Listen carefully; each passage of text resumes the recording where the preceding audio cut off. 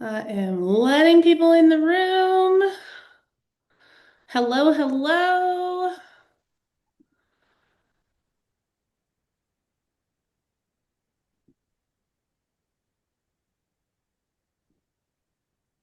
Look at y'all showing up.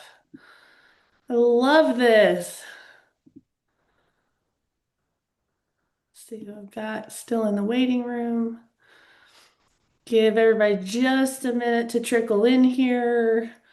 I am going to dump the link for the workbook. Now, before you guys start screaming at me, hi, Janice. Before you guys start screaming at me, this is not a two-page type of event.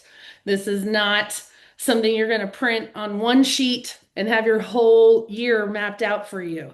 So don't yell at me about the number of pages that this workbook is.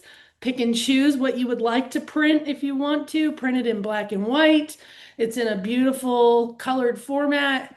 But if you don't want to spend all that ink or you are worried about the $12 it might cost you to print it, you know, do you? Um, but I promise you that this is something that you're going to want to print um, so that you have it. This is a tool that you will come back to. I hope every quarter that you will revisit it. And so my advice to you would be go ahead and print it out. And here comes the link.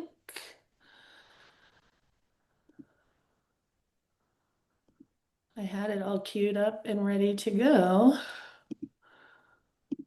And then our power went out. So that's fun on a big day. All right. Let me know if that does not open up the workbook for you. Hi, Deb. Hi, pretty girl. Um, if you guys would, go ahead and click on the link in the chat and open up that big, old, beautiful workbook. I know it's a lot of pages. Do not yell at me. I don't want to hear your complaints about it. I worked really hard on putting it together for you. Pick and choose what you'd like out of it. We will use almost all of we're going to go through a lot of this today. So it would be in your best interest to go ahead and print it if you have the ability to. People who are It's joining not, just it's now, not you may there, not honey. have The seen. I link's don't not see the there. link. All right. Oh, it's because it sent it to the waiting room participants instead of everyone in the meeting. That could be why. Hey, look, I'm 50. Cut me some slack. Just kidding, just kidding. All right. Admitting the rest of the people and reposting the link just for those who are joining. And I will post it one more time for the people who come in to the room a little behind. And I'm trying to admit everybody, and y'all are filling the room today, and I'm loving that. And that is making my heart very happy because I worked really hard on this and I had a vision. Come over to mine. Make sure you mute yourself for me if you don't mind for right now.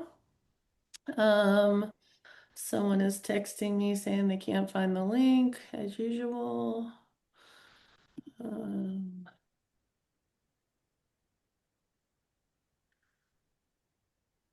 While we're waiting for people to come in the room, guys, because we're going to get started here in just a second, if you would drop in the chat where you live or what areas you serve and a specialty if you have one.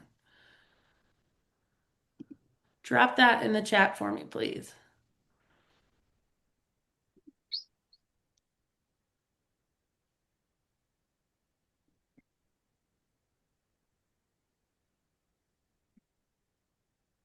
Let me get this.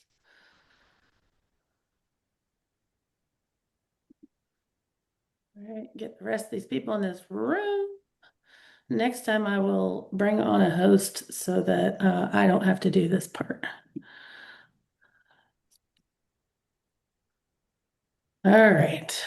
Now that we got those people where they're supposed to be, let me get my stuff and let me admit the last few stragglers. All right, we've got Triangle, Eastern North Carolina, Pitt County, Grand Rapids, Michigan, There was your Winterville, place. Oregon to Florida, currently in Oregon, love that.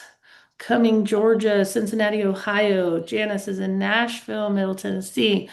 All right, Gilmer County What are you doing? and Ellijay. Is that how you say that? Ellijay, Georgia? Ellijay? I'm not sure. Hudson, Wisconsin, Serping, Wisconsin, Minnesota. Great. I love that you guys are coming in from all over. I know, Todd, don't yell at me about that file. I love it. Um, I tried to, so I want you guys to understand something first of all. Let me just check these chats to make sure nobody else is yelling at me. Denver, Colorado, love it. Bienvenidos. I'm so glad you guys are here. All right. Couple things that you guys need to know. Let me go ahead and share my screen and open up this big beautiful file for y'all as we go through this. I don't actually teach when I teach business planning, I don't teach from a slideshow because this is a hands-on type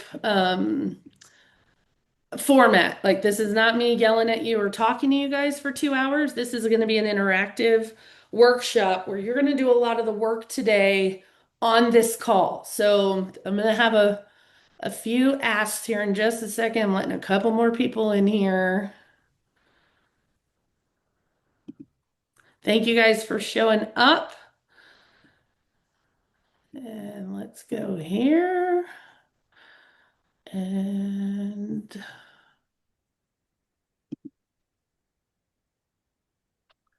that is not what I want.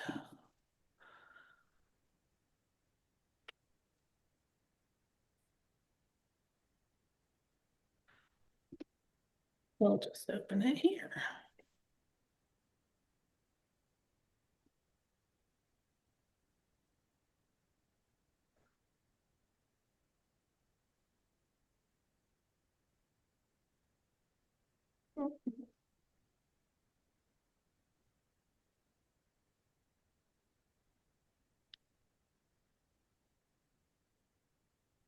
All right, can everybody see my screen before I move on to everybody's good? Perfect. Thank you for the thumbs up there, my friends. And get to, I am all over the place here. All right, I am going to stop admitting people and move on to so I will not be able to see the chat. So if somebody would volunteer for me to just kind of monitor if something requires my attention, just someone let me know if you don't mind. I will try to pay attention to people who aren't in the room because you know how realtors are. Do we arrive on time to things? No. You know, it's a crapshoot. You never know. But we're going to talk about that today. That's one of the things that I definitely want you guys to think about in terms of how you show up for your business, how you show up for your obligations, how you show up for your clients, how you show up for your team or your mentees. How you show up is, you're the one that gets to decide that. So we're going to talk a little bit about what that looks like for you guys. Let's go ahead while I'm getting started here. I want you guys, first of all, I want to thank you so much for being here. I want to thank you for dedicating this time, not just to see if there's anything new that you can think about in terms of your business, but I'm really glad that you're here, that you carved out this time for yourself and for your business. Today is a working session. That means that this is not a lecture. You're going to write, you're going to think, you're going to reflect, and you're going to actually build your 2026 business plan while we are together. By the end of the 2 hours today, and yes, I did schedule this for 2 hours because there's a lot to cover when you're planning your business. Y'all, what we do has so many moving parts to it, and we have so much that we have to do in order to create a stable stream of income that there's a lot to cover. So I did carve out 2 hours for you guys today, but at the end of those 2 hours, you're going to have a defined why you do this. And a lot of you are going to say, I already know my why. We're going to dig a little deeper into that why. We're also going to talk you're going to have a written vision for 2026. You're going to have clarity on who you serve. You're going to have your production goals for 2026, and we're going to talk a little bit about what those look like and some measurable things that you're going to be able to measure each quarter to see if you're on track with those goals. You're also going to have more clarity around your money and how you're utilizing your money and your tools that we have access to. So I do want to mention that not everybody on this call does work for the same firm that I do. I'm at Epic Realty. There are a lot of you on this call that are also with that same firm. We are not in a gang. We are collaborators. We are not gatekeepers. And I will say that if you are at a different firm and I happen to mention a tool that you may not have, just know that the majority of the people on this call are at a firm where it provides those kind of tools. But I want you to know you are welcome here. And then I want you to know that we all win when we all improve our service level. We all win when we all improve our businesses, right? You will have some additional resources beyond this big file, beyond this 75 pages. There were actually two sections that I had to cut out for time. One of those is agent attraction. If agent attraction is part of your model, your business plan for 2026, I will be sending you the agent attraction worksheets that go along that I use to help me plan for agent attraction. It will have lots of suggestions, a lot of ideas, a lot of strategies. It will have some thoughts for you to plan out what agent attraction looks like to you and how you will navigate that. There is also an entire marketing section that I had to take out of this plan because it was already so lengthy and we were pressed for time. The marketing plan and the agent attraction part will be sent to you as additional resources after this workshop. So be on the lookout for both of those. Um, what I would love for you to do is I would love for you to settle in. I want your attention. I want you to give your business the attention it deserves. This is not for me. This is for you. You have dedicated 2 hours of your life today to come work on your business plan. Okay. I want you to, I will do a part two, Brenda. I'm so glad you asked in the chat. She said, would you do a part two to include the marketing and agent attraction pieces? I will absolutely do that. And I will send a date for that with the follow-up resources as well so that I can lead you through those parts. So thank you for asking that, Brenda. So what I'm going to ask from you guys is, and here comes another realtor right on time. What I'm going to ask you guys to do is to lean in, to really dedicate the time, to turn off the distractions that you have around you. Now, I know we're all very busy people. I know our cell phones are going off with notifications 300 times in 2 hours. I get that. I'm going to ask that you try to set aside uninterrupted time for your business to put this plan together. It's not my business. If you have to get up and take a call, go do your thing. I'm going to ask that you stay muted unless you are actually contributing something to the group.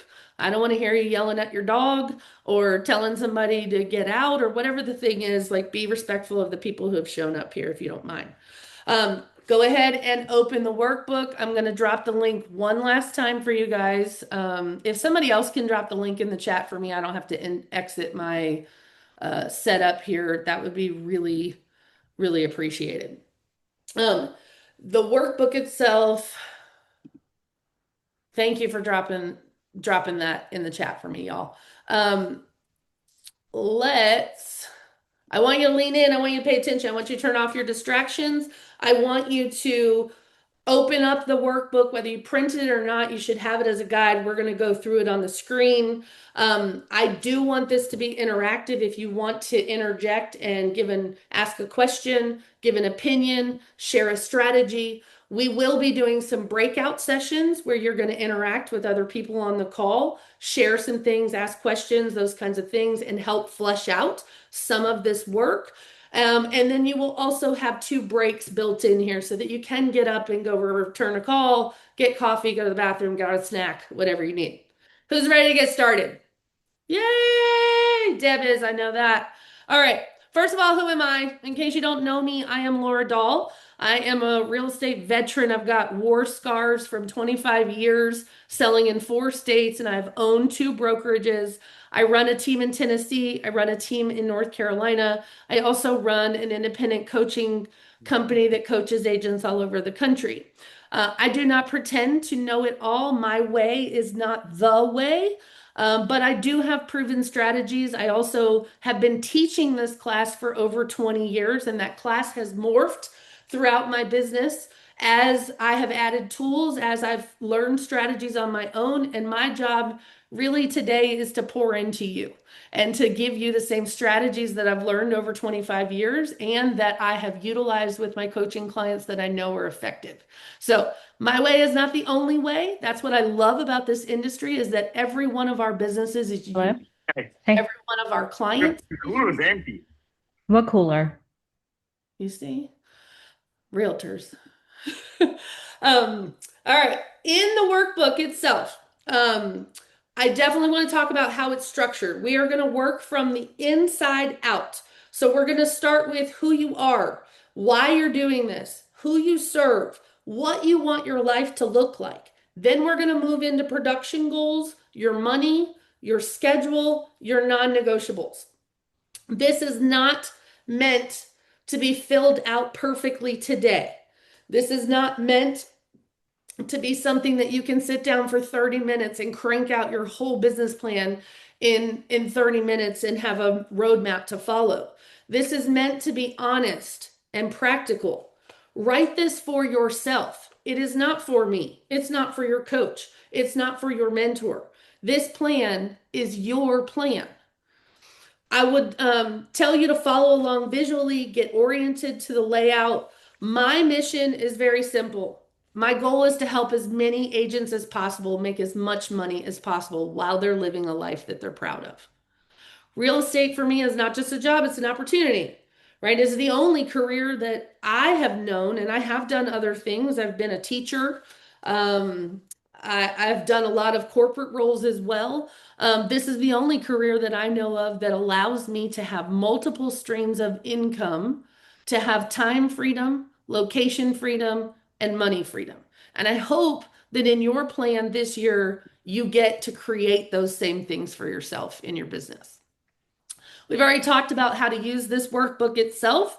I've given you kind of all of the sections that it includes. How to get the most out of this workbook in this session is to write honestly. Take your time. Do the guided meditation. I know you guys are going to want to skip out on that. I know you're going to turn off your cameras. I know you're going to be doing other things and checking emails and your phone. That is your choice. But I am a big believer when we get into the meditation part, you have to be able to visualize and see your dream to make your dream a reality.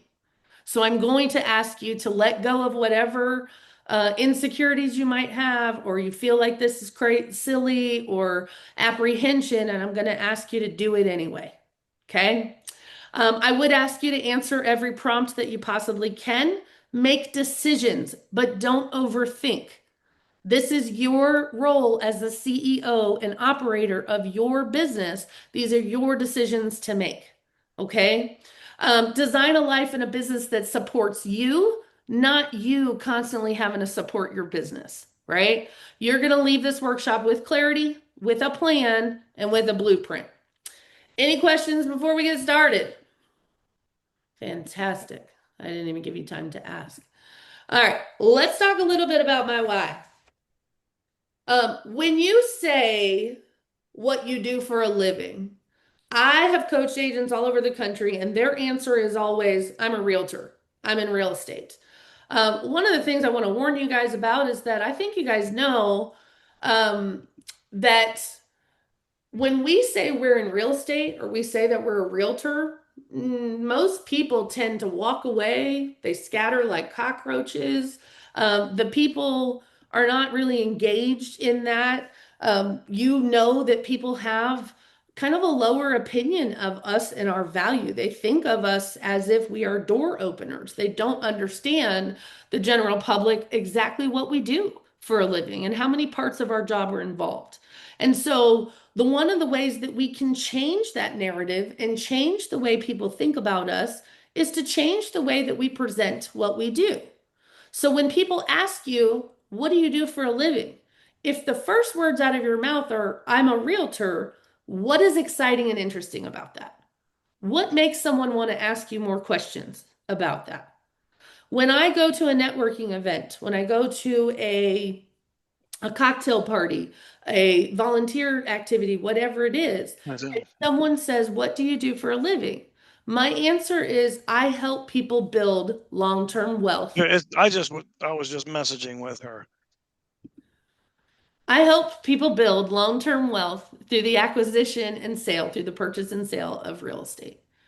I help people build long-term wealth using real estate as a vehicle, right? So I want you to think about how you answer that question when people ask you at a party. But in order for us to really dig down deep into why we're even doing this, I want you to think about why you got into real estate to begin with. Why are you in real estate? Was it by accident? Was it that you were buying a house and you saw the realtor was terrible and you thought, look how much money they made? I think I could do this better.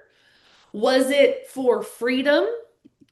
What, because a lot of people get into this business because they think it provides so much flexibility because you don't have to be chained down to a desk from 9 to 5. Why did you get into real estate to begin with?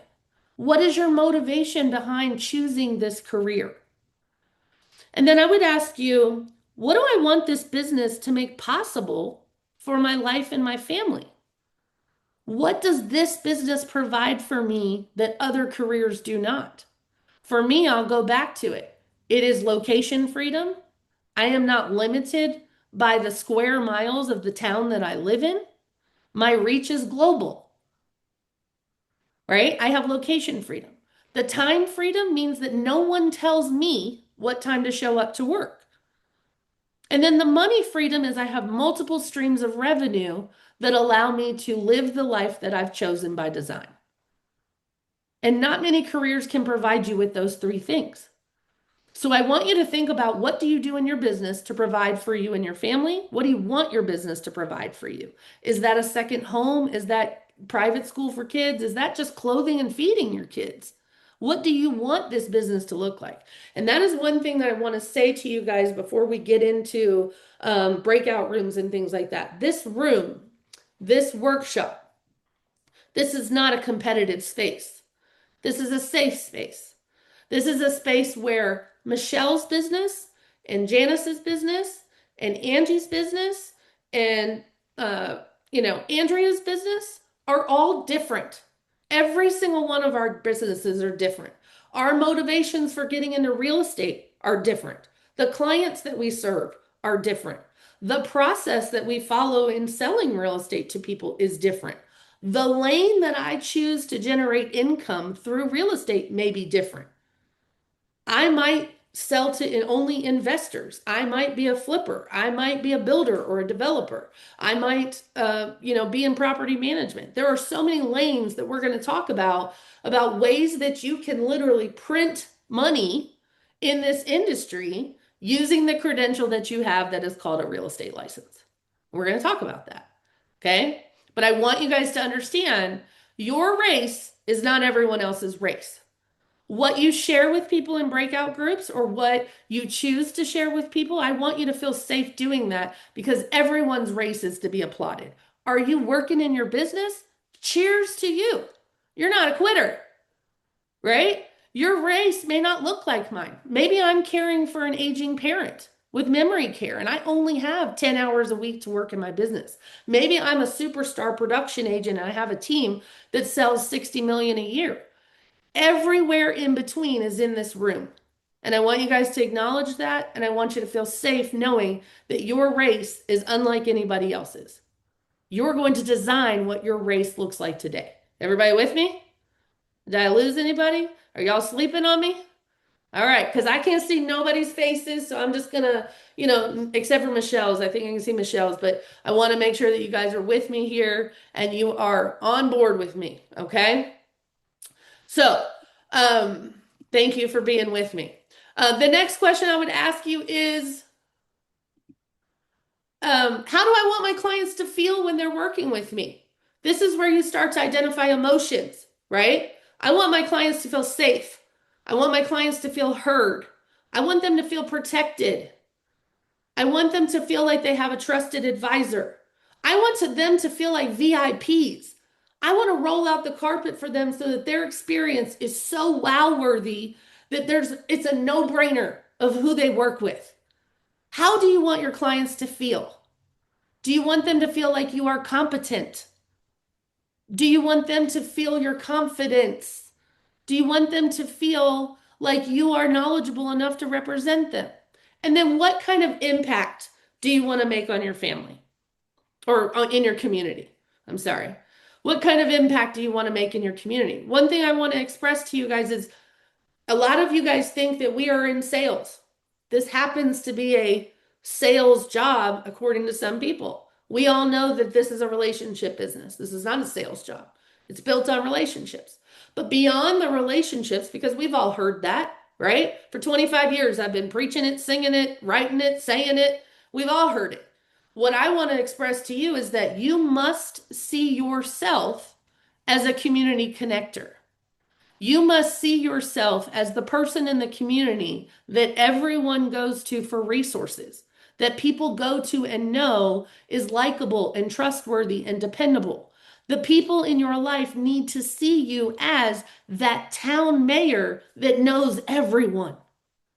If you plan to have a thriving business that lasts more than a what I call a blip of a burst of a market, like the ones we've had in the last 5 years where interest rates were free practically, or money was free. Like, yeah, everybody can be successful in those markets because it falls out of the sky like manna.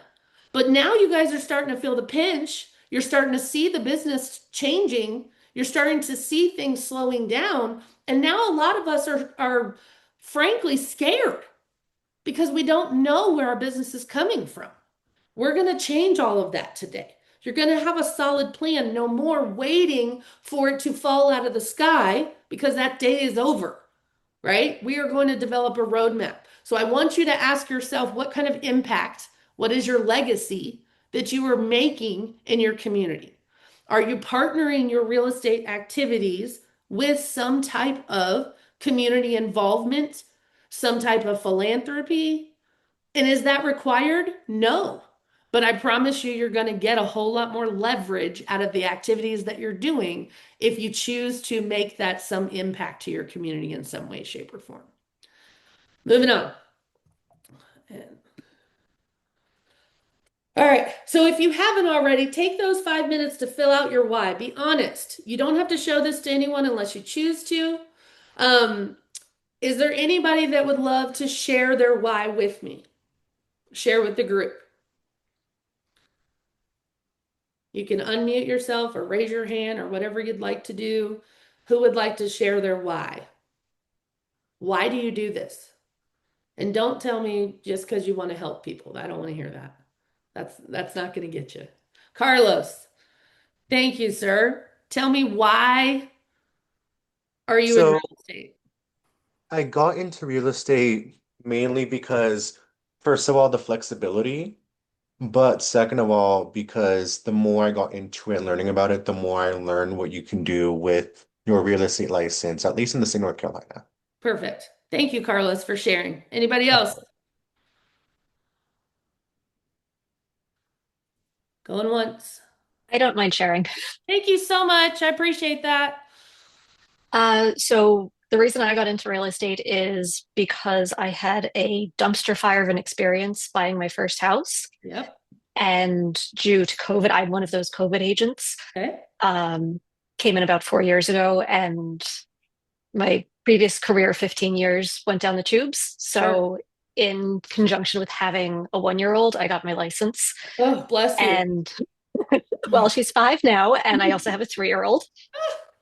So we're in the trenches of little kid and toddlerhood. Yes. But I wanted that freedom to be around my children, to be able to homeschool them, Okay. and to be able to provide for my family just as I had been before. I love that. And had had such a disaster that I was like, I can't. Yeah. I I wish I can't. could say that I was surprised by that. That is typically, I would say, there's probably 12% of agents nationwide that get into this business because they had such a traumatic Yeah, experience. I'm sorry you did, but we are grateful that you made it into this industry and you're changing it one client at a time so that no one else has that same experience. So it's made kudos for to some you. really good stories over the years. So. I love it. I love it. Coming to you next, Renee. Hello. So my husband and I have lived in 5 states, moved several times, and of course, every move was I feel involving at that. least 2 real estate agents. Um, and back in 2020, I was teaching in Minneapolis, and we were selling our house because we bought the school district, not the house, and I hated the house. Um, so finally, our kids were all done with school, and I finally convinced my husband that we were selling the house. And my agent turned to me and goes, "You're better at showing these houses than I am. You should be doing this." Wow. And I said, "Yeah, but," and when she said it, I had just walked out of my teaching job. And so I went ahead and got my license. And then I found out I was going to be a grandmother. So now I do it to support my grandparenting habit. I love that. I love that. Thank you so much, Renee, for sharing that. I will also tell you, teachers make the best realtors, the best Mhm. real estate agents, period, because they are usually patient and they are good at explaining things. And as a former teacher myself, I will say I know so many agents that used to be former teachers. So good job for that. And I love that you say support your grandmother, your grandparents. I love that because I hope one day soon to be able to be that spoiling grandma. I love that. Is it Andrea or Andrea? You're next. Hi, yep, it is Andrea. Either Andrea, way. thank you. Well, Laura, I appreciate your wisdom. I mean, clearly you know what you're talking about because of how it's been led and how thorough you are. So thank you so much. This is Absolutely. already exceeding my expectations. Thanks for being Um, here.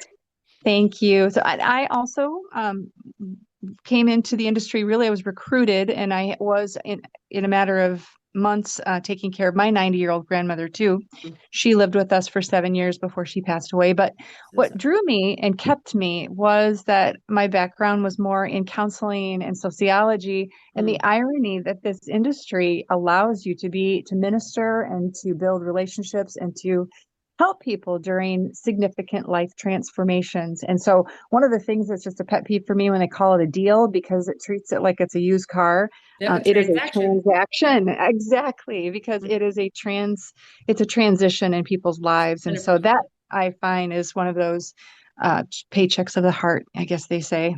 Thank you so much for sharing that. And I really hope that for you, if you have not incorporated a tagline that says it's not a transaction, it's a transition, and I want to be a part of it, some way, work that some way, shape, or form in your marketing or messaging. I love that. And I think you're equipped, obviously, caring for an aging parent or grandparent.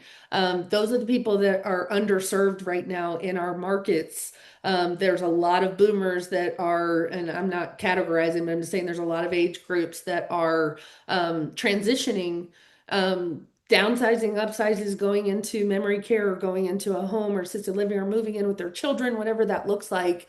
And that's an underserved community. So I love that you shared that and thank you so very much. And I agree with you. This is a journey. Remember, people are on the journey of their lives through various phases of their life. And we want to be a part of the various stages of their life, not just for a transaction. I want to be invited to the baby shower, the graduation from high school, the college graduation, the wedding. Those are life events that, if done correctly and operated in your business with true, authenticity and relationship building, you will get invitations to all of those life events. And how special is that to be invited as part of people's journey throughout all the transitions in their life? I love that. Anybody else Hello. before we move on? Yeah, I'm here. Hi, Hi, Laura. Janice. How are you? I'm great.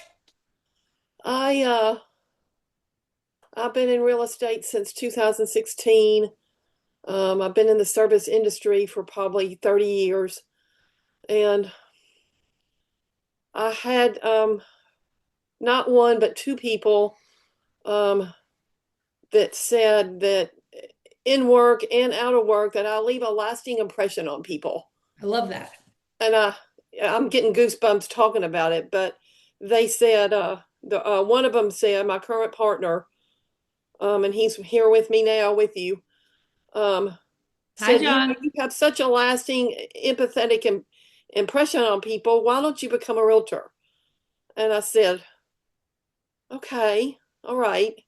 If we're both committed to this journey, I will. And ironically enough, my first deal was um, with a daughter that had lost her father, who was a builder, and she had also gone through the D word. I don't like Sure, saying the D word, so I'll just sure. say the D word. You're I fine. call it separation instead of the D word. But um, she was a total stranger. I met her at a social event for New Year's Eve, and we became friends. And um, you know, when God puts people in your path to guide you, he really has a sense of humor because I feel like in my journey in the last 9 years, he has guided me to people that are either going through things that he knows I'm prepared to handle. Love that. Um,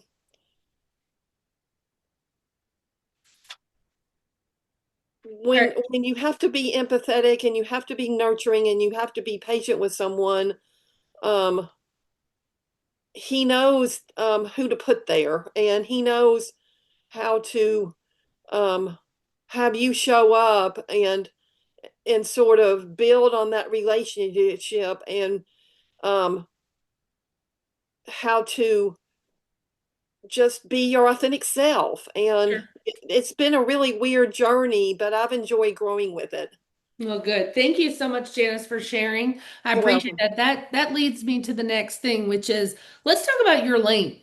Remember, when we get into real estate, almost 90% of agents tend to go into residential sales, right? It is a quick, natural, like lane that people gravitate towards. But I'm here to tell you there are lots of lanes, right? Remember, I told you this license that you have, this credential, is for me a license to print money in lots of different ways. You just got to figure out which lane is for you. What I find in my coaching and in my experience in mentoring agents for since dinosaurs roamed the earth, I will tell you that most agents, you know, they don't think about all the other lanes that are there. They don't even know about all the other lanes because they just get into real estate. You figure out how to get a license, you affiliate with a brokerage, and they tell you go out and sell something. They might throw you some through some training program, but the nuts and bolts and someone actually sitting down with you to help you discover your lane doesn't exist in a lot of brokerages. And so I wanted you guys to have the opportunity to learn that there's so many other ways to make money in this business, right? Obviously, most people can be a primary sales agent, a regular residential real estate, whether that is new construction or resale. You can build a very healthy business through referrals and referring people, other, connections that you have across the globe to other agents and earn what I call mailbox money, right? I love mailbox money. It is an unexpected check that ends up in my bank account or my mailbox from a referral that I gave 60, 90 days ago, 30 days ago, whatever it was. And by simply matching them with an amazing agent, I earned a little bit of income. Okay.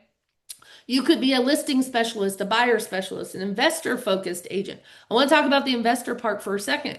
Everyone thinks of investors as like, and they are a lot of work. So don't get me wrong. I teach a whole class on how to just work with investors. But there are lots of avenues to working with investors. You have investors that buy property and hold them. You have investors that buy property and flip them. You have investors that do midterm rentals, short-term rentals, long-term rentals. There's another avenue where I have a coaching client that I work with now that works with investors that they turn the properties that they buy into residential sober living houses.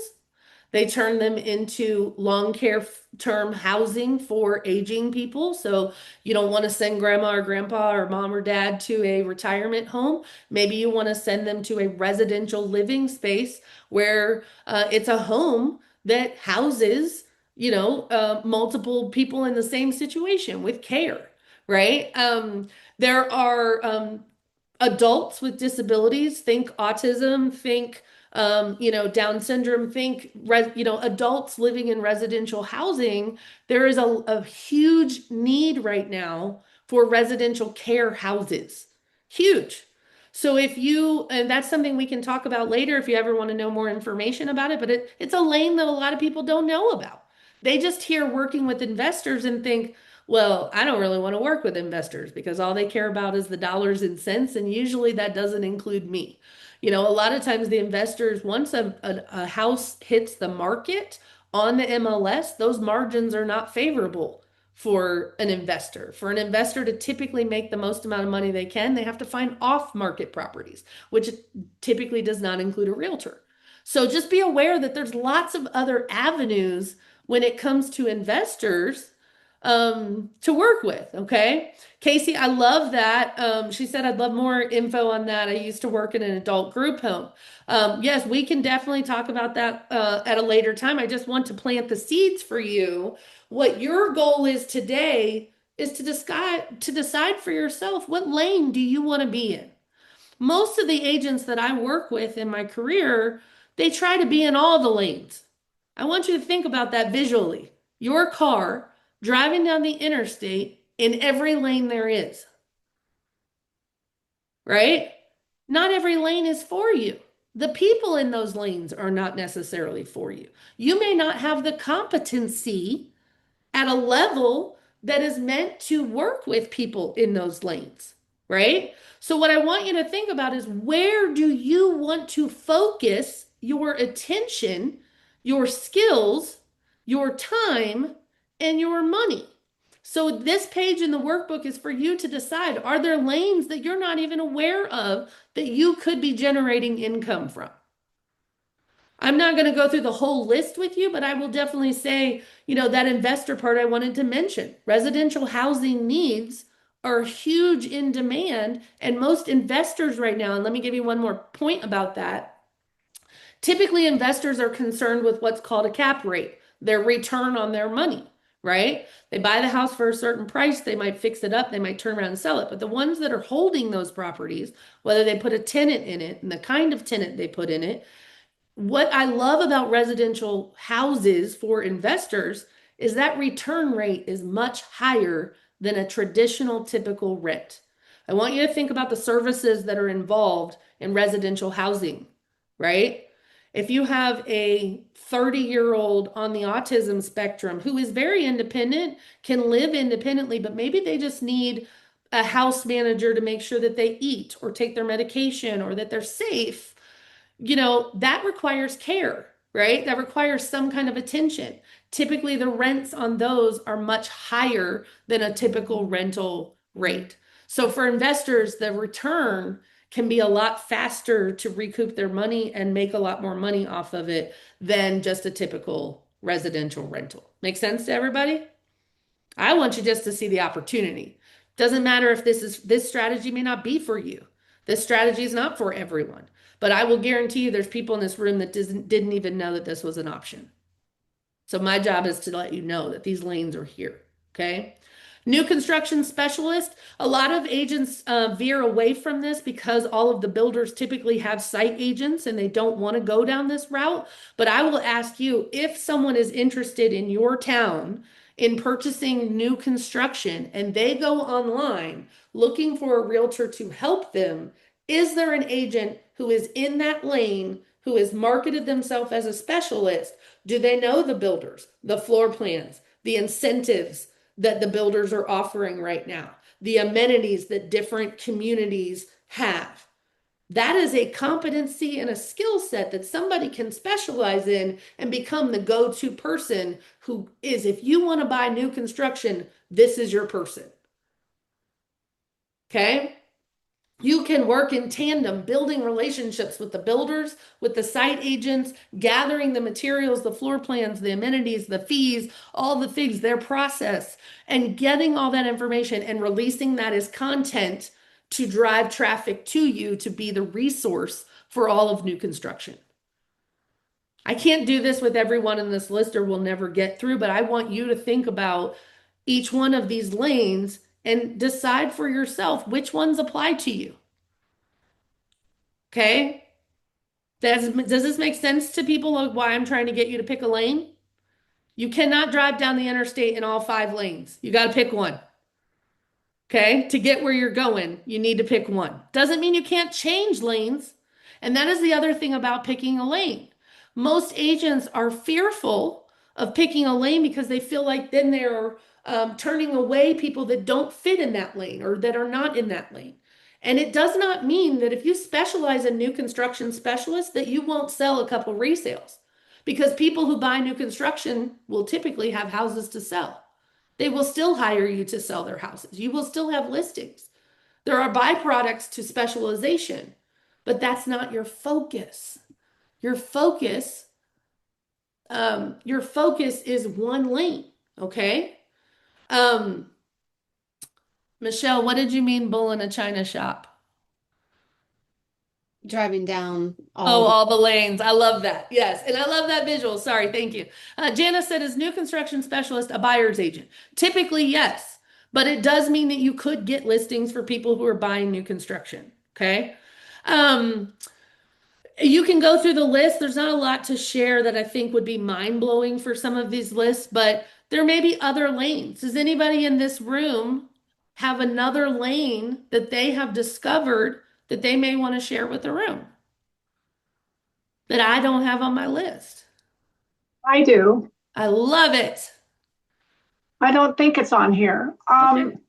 I, my name is Lauren. I'm out of California with Epic, Hi. and Thanks, I Lauren. am actually teaching this class. It's how to get to lawyers, CPAs, because they're going to get, I get probably 3 or 4 deals a year just from one attorney, Yes. which is a trust attorney. Another one's a divorce attorney.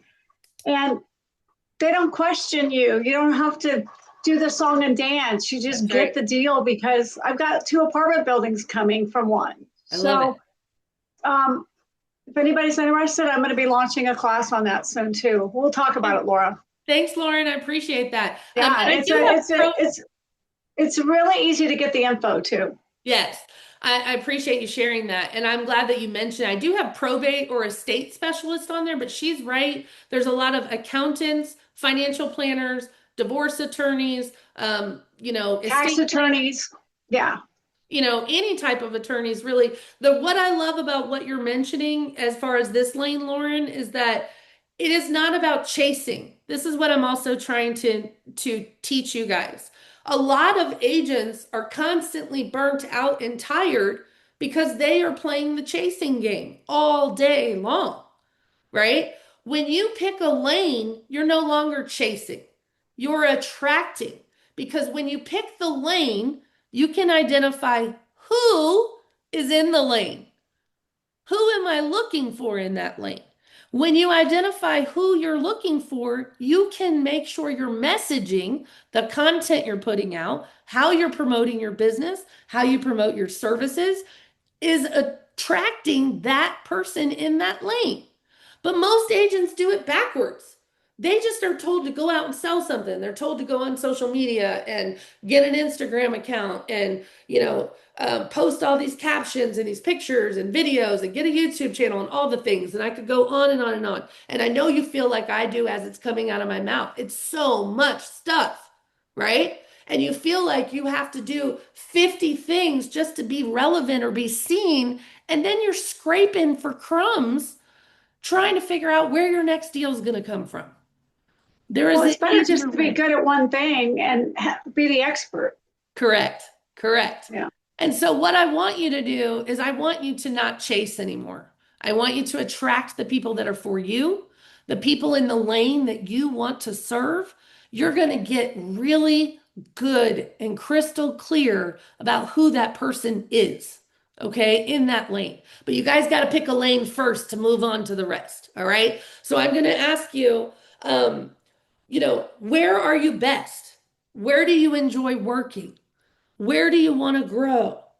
In that lane itself, I want you to check off all the ways that you use your license now and star the ones that you really want to develop and focus in 2026, or pick one lane that you want to be an expert in, that you want to go along with. I want to pause you for 1 second. I want to interject this. As a coach, I get agents every day that say, I want to be a luxury listing specialist. Okay.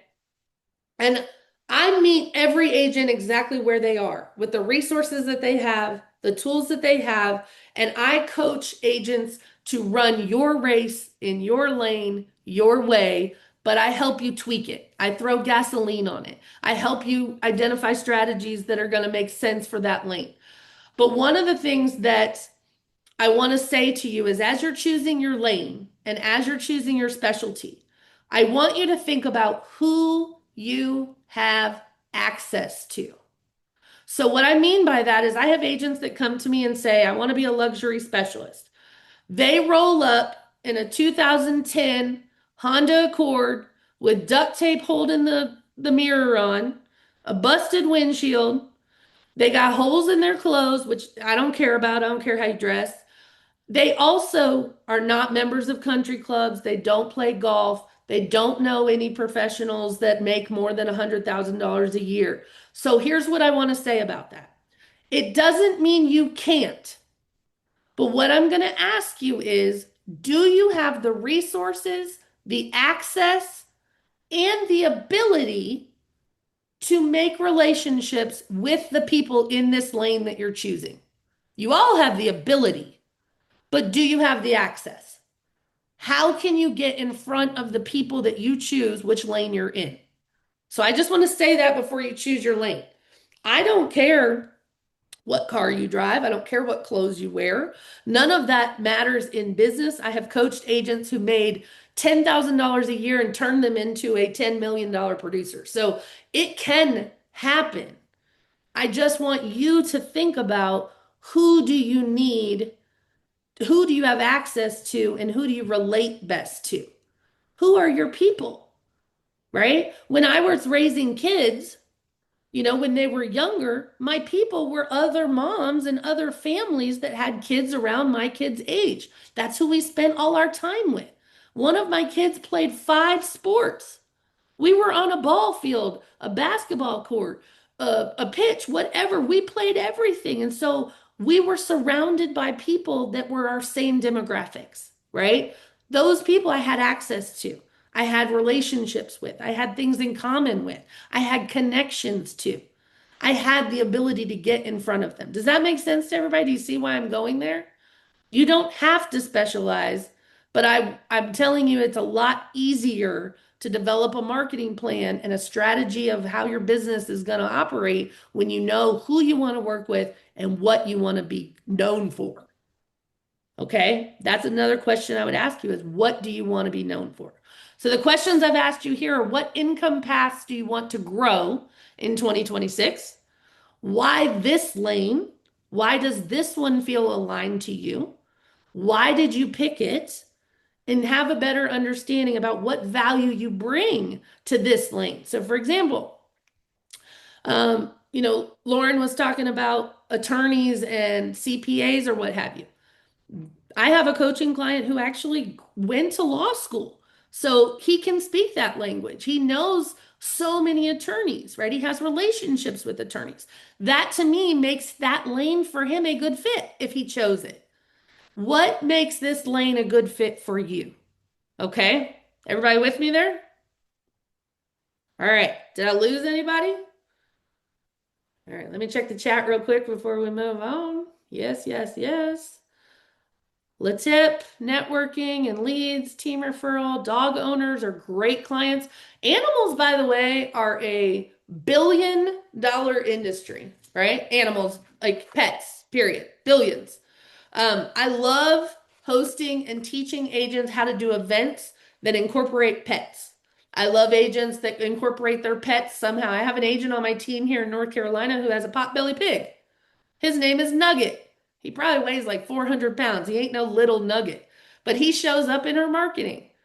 He shows up in her postcards, and people know her as the realtor with the pig, right?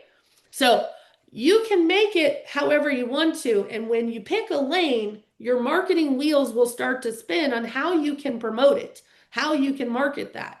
But you got to pick a lane because here's the situation. When you try to get your message heard by everyone, it's heard by no one. Okay? If you want the people you're trying to work with hear you, you have to curtail that lesson, that message to them. Can you guys hear me okay? Someone said they lost my sound, but I know my voice is going because I can hear you. perfect. Thank you so much. I love this. Kathleen said I did a free pet photos with the Easter Bunny. I've seen people do it with Santa. I've seen people do for Christmas time, they wrap a thing with wrapping paper and cut little holes and the dogs stick their nose through and they take pictures and give those to their clients. Those are all fantastic ideas. Thank you so much for sharing them. All right, anybody want to share real quick with me before we move on? A lane that they chose, and we got to make this quick because we got a lot to get through. So anybody want to share a lane that they were not aware of or a lane that they had not considered before that is going to be added to their 2026 plan?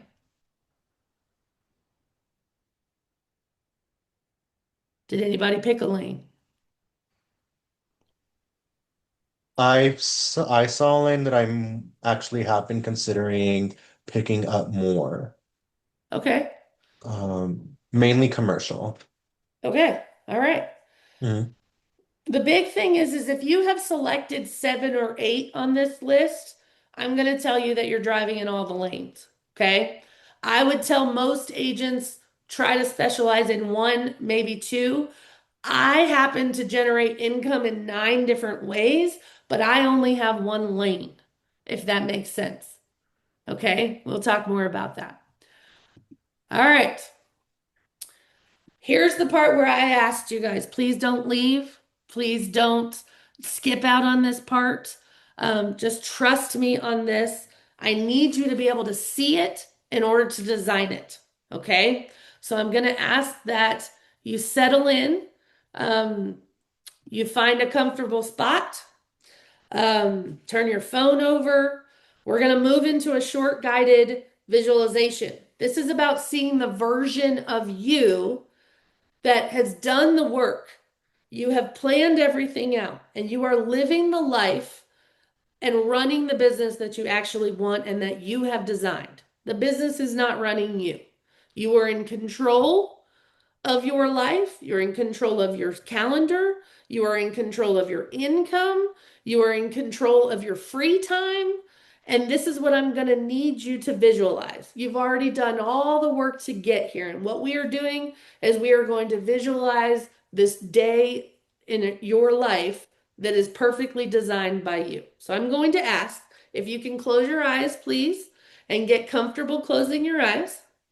Relax. I want you to take in a slow breath in through your nose and out through your mouth.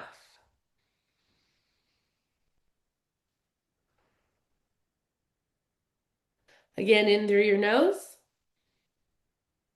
out through your mouth. Bring those shoulders down from up at your ears and relax your shoulders. Sit up straight. Place both feet on the floor. Rest your hands in your lap.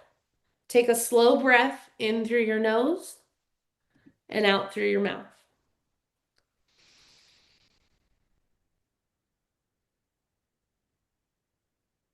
One more time. In through your nose. Hold it and out through your mouth. Let your shoulders relax. Let your jaw unclench. Let your face soften. And now I want you to imagine that it's sometime in 2026. You are in a version of your life and business that feels aligned. You are sustainable. It is successful. I want you to see yourself waking up in the morning. Where are you waking up? What does your body feel like? Are you tired? Are you energized? Are you excited about the day? What is your first thought when you start the day? I want you to picture your morning routine. Are you rushed or do you feel grounded? Do you feel centered? Are you at peace? Are you taking care of yourself? I want you to imagine you've prepared the perfect morning and you are ready to step into your workday. I want you to look at your calendar. What does your day look like? How many appointments do you have? What kind of appointments are they? Are they working with buyers or sellers or consultations? Are they practicing? Are they meeting with your sphere or your ambassadors, your raving fans? Do you have a closing today and maybe one tomorrow? Can you see your ideal clients? Do you know what they look like? Who they are? How do they talk to you? How do they treat you? How do they feel about working with you? Do they respect you? Do they listen to you? Are they grateful for your help? Do they appreciate you? Do they value how hard you're working for them? And now I want you to notice how you're serving them. How do you show up for them? Do you do what you say you're going to do? How do you advocate for them? What does the experience of working with you look like to them? Are you on time? Are you late? Are you early? Are you prepared? Now, I want you to zoom out a little and look at your business as a whole. How many transactions did you already close this year? How much volume did you have? What is your income? How secure do you feel about where the next check is coming from? Because remember, you've done the work. You have a plan in place. You have a roadmap to follow. The stresses of worrying about where your next deal are coming from are gone. And now I want to ask you, what has this allowed you to do now that you've done all the work and you've got consistent income and you are showing up the way you want to show up? You are serving your clients the way you want to serve them. What has this allowed you to be able to do? Where have you traveled? What have you done for your family? What debts have you paid off? What experiences have you created? What relationships have you built that you value? I want you to let yourself really feel what it's like to live that version of your life in your business. I want you to take one more deep breath in and out. In through your nose and out through your mouth. When you are ready, open your eyes. I want you to turn to your vision pages, and if you did not print your workbook, I want you to take the next 5 minutes to write down what you saw, what you felt, what stood out to you. I want you to write down details. This is very important. The vision that you guys just saw in your head is the reality you are going to make happen. You got to get it out. Put as much detail on that paper as you can about who you were, how you navigated the day, who showed up in your life that day, how you showed up for others, how the business flowed to you easily, how the security of knowing where your next deal was going to come made you feel. I'm going to give you 5 minutes to get that out.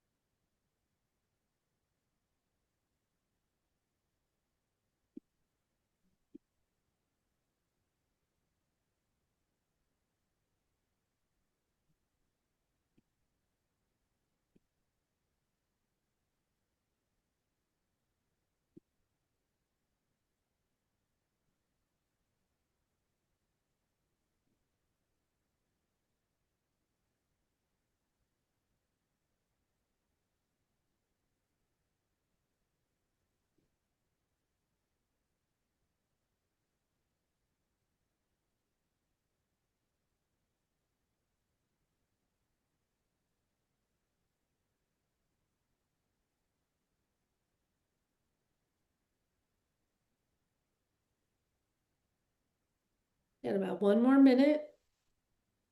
Don't leave out any details that are important to this vision you just saw, how you felt.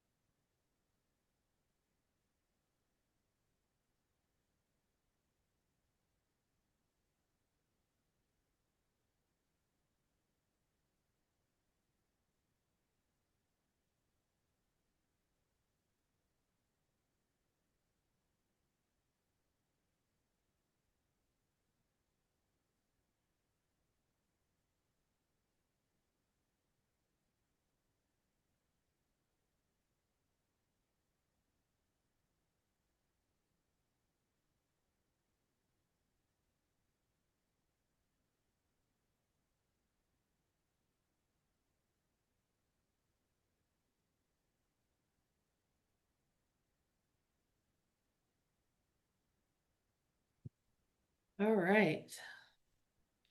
I am grateful for those of you that leaned into this exercise. I know it's not comfortable for a lot of people. I know that some people have a hard time relaxing and visualizing a different life than maybe the one that they've been living, because I know a lot of people this year have struggled.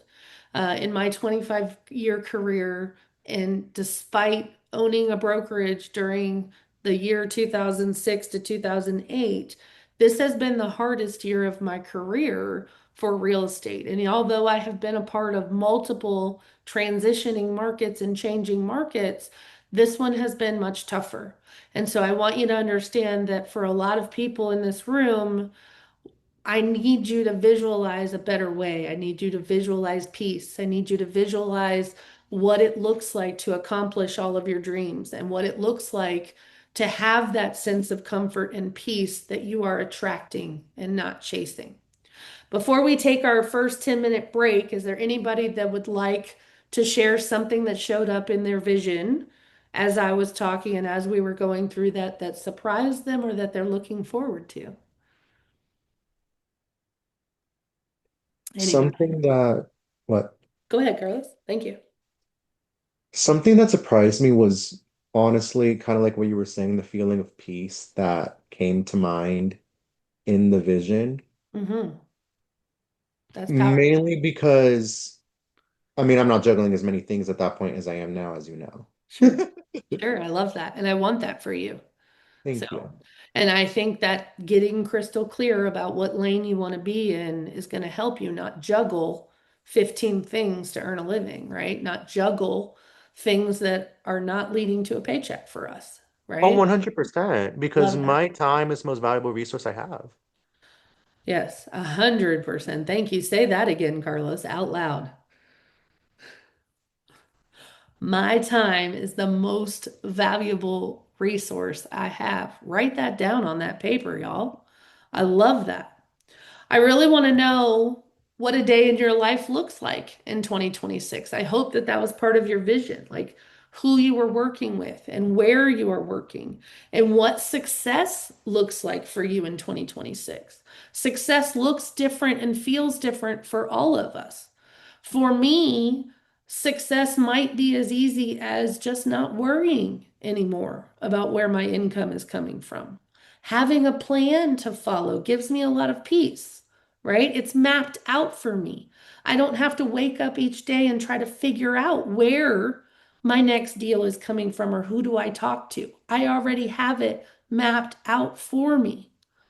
So when you get that level of peace, it allows you to accomplish other things in your life. And this is the other part why the business planning that I teach is not just focused on numbers and transactions and volume. Because y'all, we're living real human lives out here. Life is lifing around us, right? We have illnesses, we have children, we have obligations, we have finances, we have stressors. right? We have all those things, and every one of those things shows up in our business.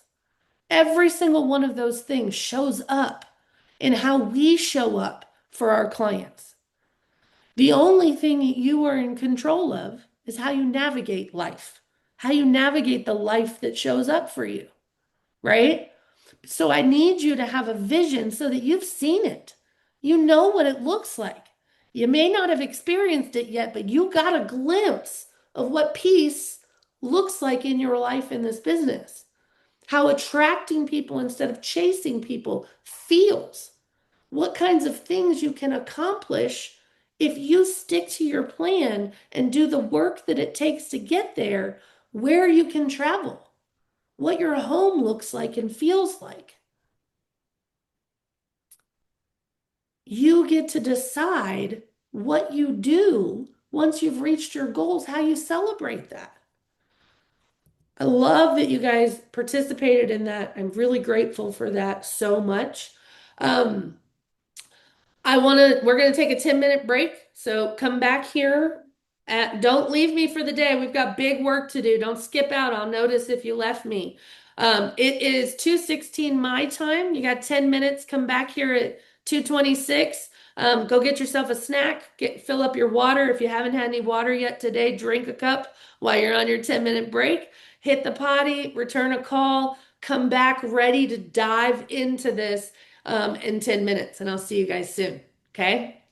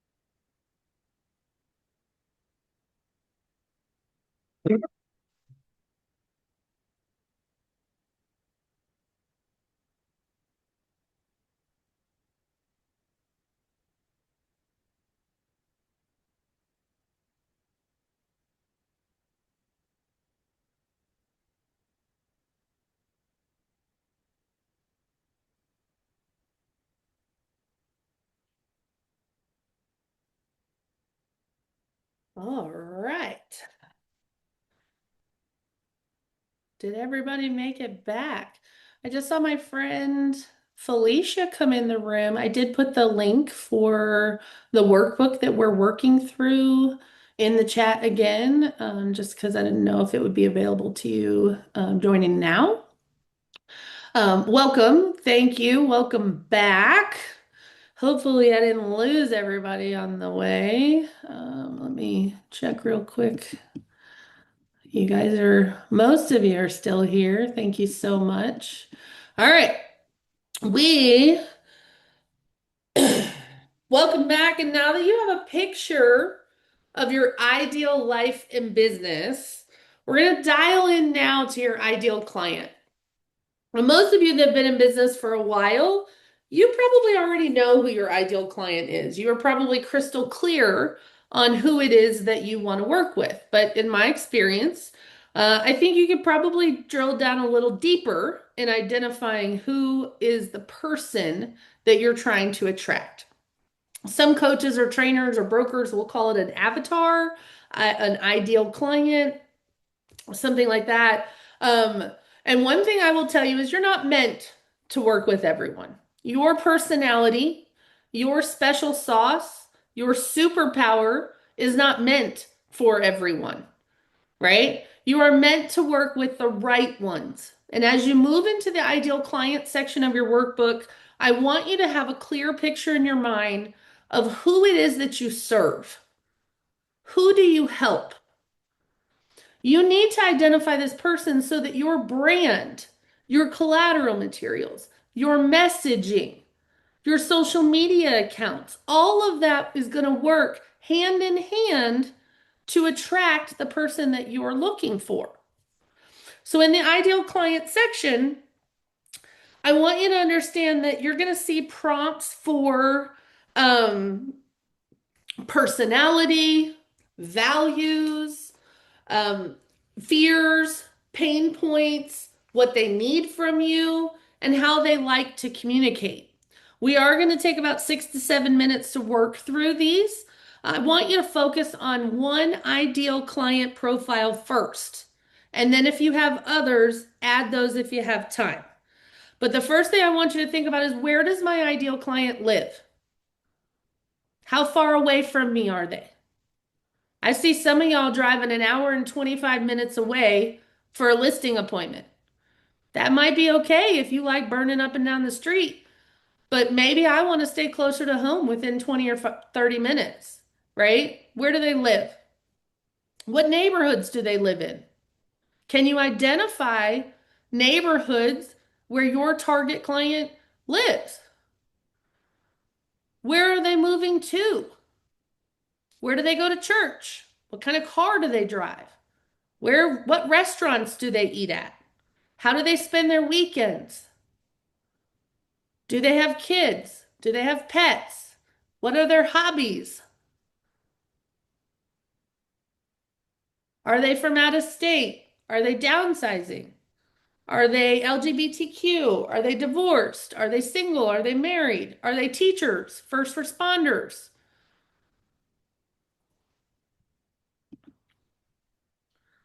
I want you to describe that ideal client's personality. Are they fun-loving, easygoing? Are they type A, analytical? I spent a lot of my career selling houses to Marine Corps fighter pilots, doctors, and attorneys. Those are data-driven, type A, show me in black and white type people, right? That means I had to come prepared with data and statistics. I had to show them, not tell them. You choose who your ideal client's personality, what that personality is. What are they like? Are they easygoing? Do you want to work with people that are difficult? I don't. This is where you get to dream up. You guys remember that movie, Weird Science? Those of you that are my age, I know you'll know what I'm talking about. You get to dream up the perfect client right now. Design what they are, who you get along with. What does your ideal client care about most? This is where you can segment. Some of you will just say, I want to work with first-time homebuyers. That's not deep enough. That's not targeted enough. What do they care about? This is where some of you can segment and say, if you are passionate about a cause, I have some clients who only work with veterans or military. I have some people who only work with people that align with them politically. I have some clients that only work with other client or some agents that I coach that only work with certain types of clients that fit a certain parameter. Nurses, doctors, lawyers. Is there a career that you align with or have experience with that you want to work with those people? What does your target client care about? What are their fears or concerns? This one is a big one. Put a star next to this one in your workbook. When you can identify the way your target client thinks, what they're afraid of, what they're concerned about, what they're worried about, what their pain points are, what their problems are, when you can identify those, you can provide a solution for all of it. You get to be the hero. When you understand how they think, how they tick, you then can position yourself to show up to alleviate those fears, to solve the problems, to already address the pain points that they've experienced. How can you solve or prevent those fears? What solutions do you have that's going to allow you to work with this ideal client? Maybe I am an accountant by trade before I became before I became an agent, right? Maybe that skill is why I've chosen to work with data-driven people because I also live and breathe by spreadsheets. This is all a lie. This is not true. This is not who I work with. I'm just giving you an example. The only math I do is X times 3%. This is the only math I do. Okay? So I'm just saying, what do you solve? What problems do you make? What problems do you help have a solution already in place? What systems do you use to guarantee that whatever their fear is doesn't happen? What processes do you follow to make sure that their fears don't become reality? Do you see what I'm going? Do you see what I'm headed for here? Nod your head up and down for me if you do. Yeah, thanks. Appreciate that. What does your ideal client value in an agent? I would tell you this is a beautiful social media post that you can post. What do you value in the agent that you choose to hire? And listen to their responses.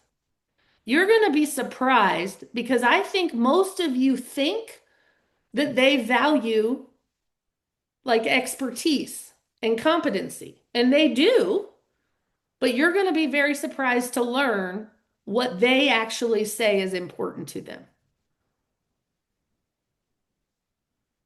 What does your ideal client value in an agent? Is it communication? How do they communicate? Are they texters? Are they emailers? Which one aligns with how you communicate best? Do you think that they value your knowledge of the market? Yes, they want you to be competent. They want you to be the expert in the area that they're trying to buy in or sell in. That's what they're relying on you to do, to consult them and advise them. You can't make advice or give consultation or give any suggestions if you don't know what's happening in your own market. So in what area do you need to work on competency? And we will talk about that. What skills you might need to serve this ideal client.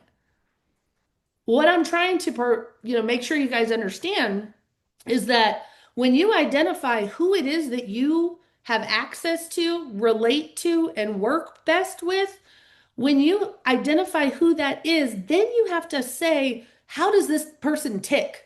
How do they think? What did they expect of me?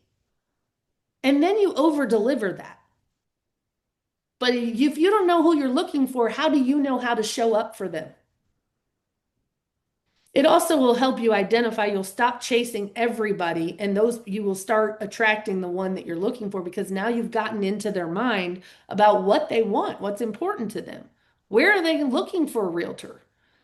How do they go about finding someone if they're interested in purchasing or selling real estate? How do you put yourself in front of those people?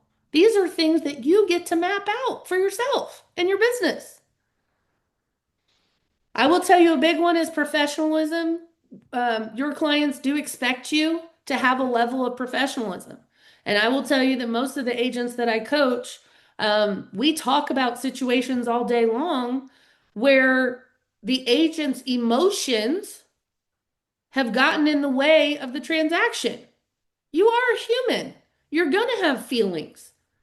But maybe expressing all of your feelings and thoughts to your clients is not the best way to go if you're trying to demonstrate professionalism, right? So think about that. What does professionalism look like to my target client? There are certain areas of the country. I remember when I moved from I moved from Virginia to South Carolina. I lived in Beaufort in between Charleston and Hilton Head. Incredible place. If you've never been there, go. It is a magical little town. Everyone's heard of it only because of the Murdoch murders, but I will tell you before that, it was just a quaint little town that nobody had heard of unless you were a Marine and you had been stationed there or had someone that went through boot camp at Parris Island. You'd heard of Beaufort, South Carolina. In any event, I moved from Virginia, which was a large metropolitan city where I first got my license at the ripe old age of 19 years old. And I worked in an office where 95% of the agents were all multi-million dollar producers. And I was a 19-year-old kid with no credential, no life experience, just I'm going to sell real estate. My mother was a realtor. I said, she can do it, I can do it, you know? And I moved to Beaufort, South Carolina, and the agents that showed up in flip-flops, shorts, and Hawaiian shirts. The women showed up in seersucker, like smocks and embroidered collars. And, that didn't work in Virginia. If that agent had shown up to show waterfront property in Virginia Beach, they would have been laughed at sometimes. It just depends on the person, right? But I want you to decide, what does professionalism look like to your target client if that's something that they value? Speed is super important to some people. I have some clients that are type A, and when I say I'm going to do something, they expect it yesterday.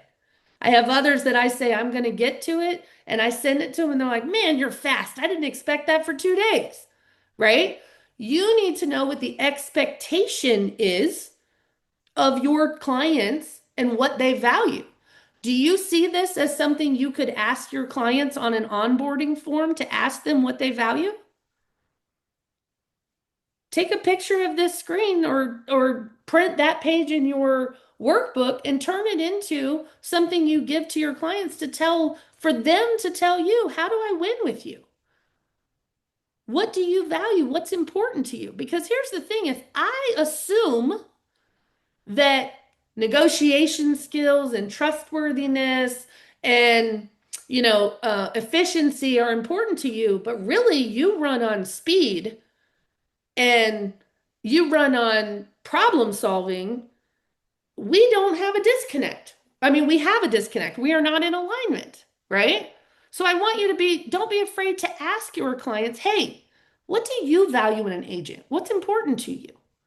so that you know how to get a win with them. You guys aren't figuring it out after the fact. Have you ever been in a transaction where you really thought you did a bang up job for the client and yet they were disappointed all the time, right? Because we can't seem to make many people happy these days sometimes, but that happens a lot. What I have found in my career is a lot of times it's because I did not understand what their expectations were in the very beginning. And I could have over delivered. I could have exceeded those expectations if I had asked, what do you value? What is important to you? How do I get a win with you? What can I do to earn a 5-star review from you? Ask from the beginning. Everybody with me there? What do you want them to how do you want them to describe you after working together? This is where you guys get to design your client experience. If you always show up late to every appointment, you tell people that you're going to do something and it takes you 2 weeks to do it. If you tell somebody you're going to send them something and they have to ask you 3 times for it, what is their reaction going to be when someone asks them for a referral for an agent? Are you the one that they're thinking that they can rely on? Are you dependable? So do what you say you're going to do, period, in a timely manner. Okay? But how do you want people to describe you? If you could write the testimonial for your client, what would it say?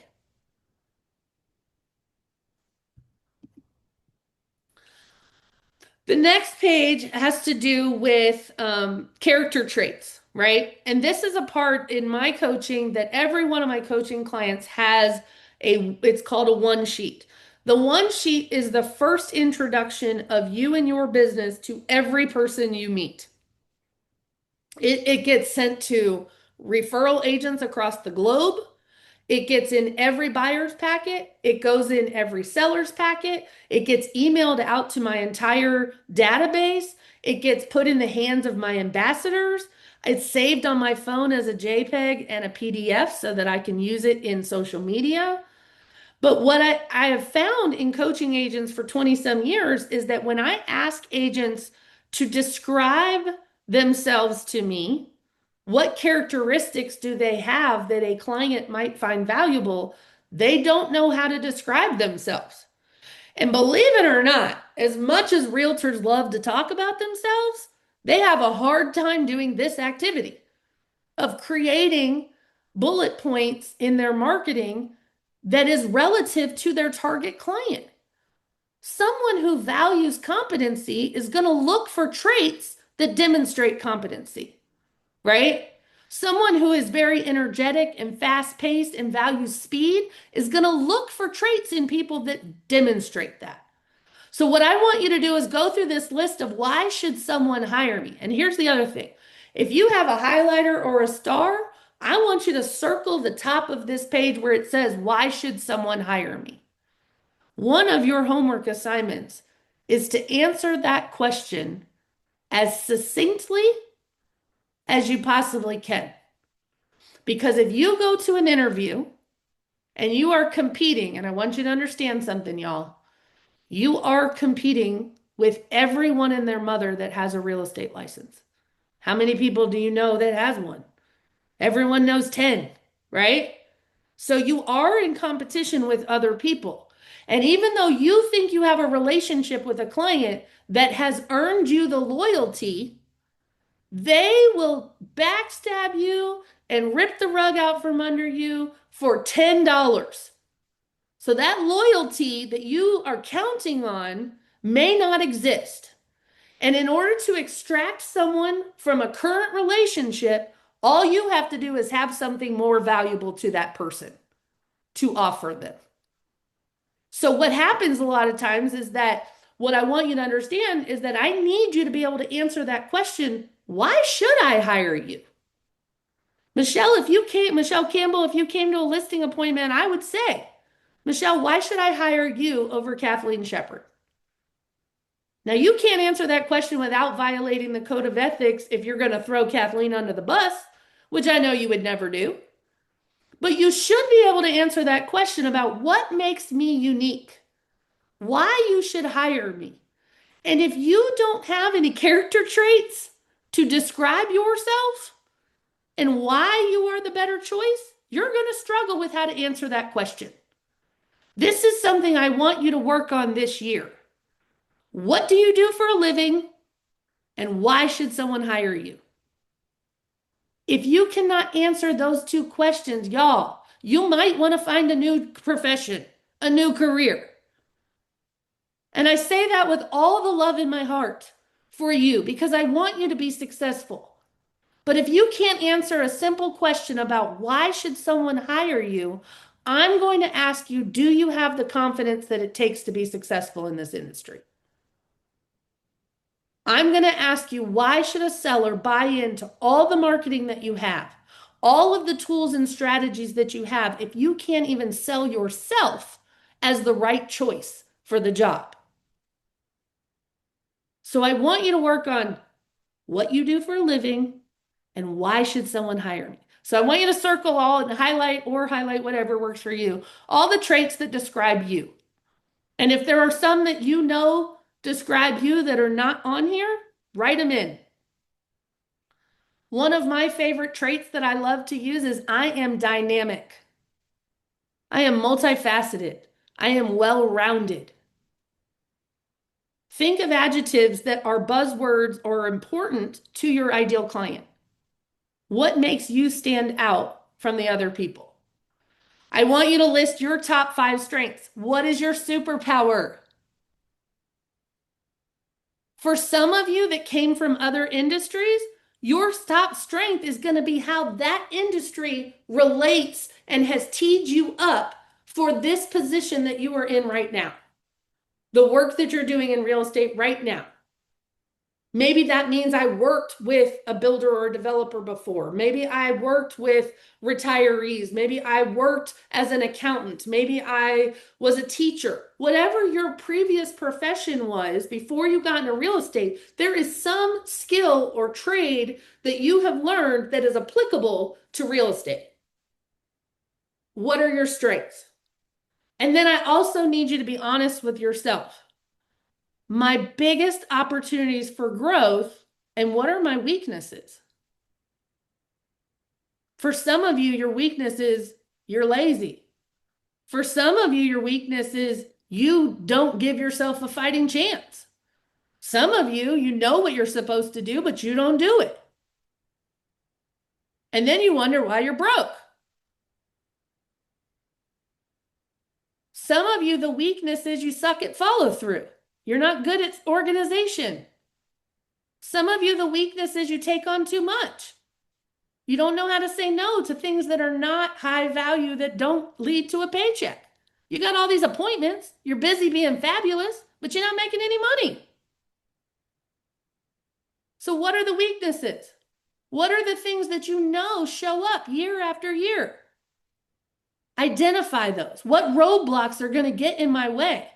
You know what roadblock gets in my way every year? Myself. Excuse me. I'll admit it. The roadblock may be time management. The roadblock may be finances. Like maybe I don't have a big marketing budget, but I'm here to tell you, you don't have to have a big marketing budget to be successful in this business. In 25 years, I have taught agents how to build their business using strategies that are low cost or no cost. It requires effort and energy, not dollars. So I don't accept finances as a roadblock other than, are you able to pay what it costs you to be in business? Your dues, your fees, right? You've got to find a way to finance your business. But not having a huge marketing budget is not a roadblock, in my opinion, because there's lots of ways you can compete and promote yourself, your listings, your buyer needs, everything without money. It's effort and energy. How am I going to overcome? This is the biggest thing when you are planning anything. You identify what could get in your way and you establish a plan for how you're going to circumvent it. How are you getting around the roadblock or the speed bump? Maybe that's an accountability partner. Maybe that's a coach. Maybe that's an alarm because you're always late. You set it 15 minutes early, whatever that is, right? How do I overcome the obstacles that get in my way? Plan for it so that you can address it. Everybody with me? All right. It's 2:49 and we are in deep trouble. All right. We talked about why someone should hire you. Um, we have a picture of what our ideal life and business look like. We know we cannot serve everybody. We've identified some personality values and traits that are important to our ideal client. I want you to understand that clients do not hire you just because you have a license. Everybody's got a license these days, right?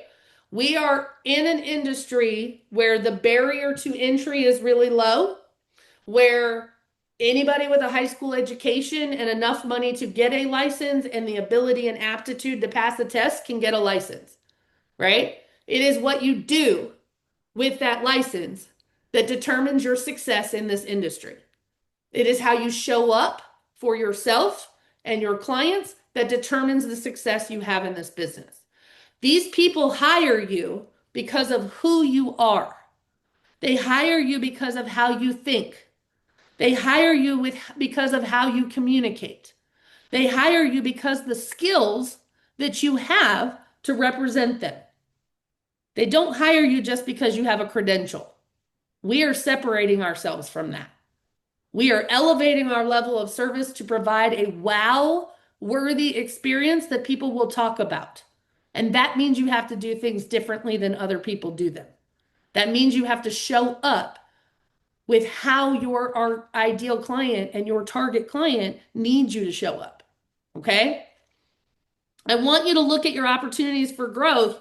And what that means when I say opportunities for growth is, are there areas in your business where you know that there are opportunities for you that you have not done the work to get?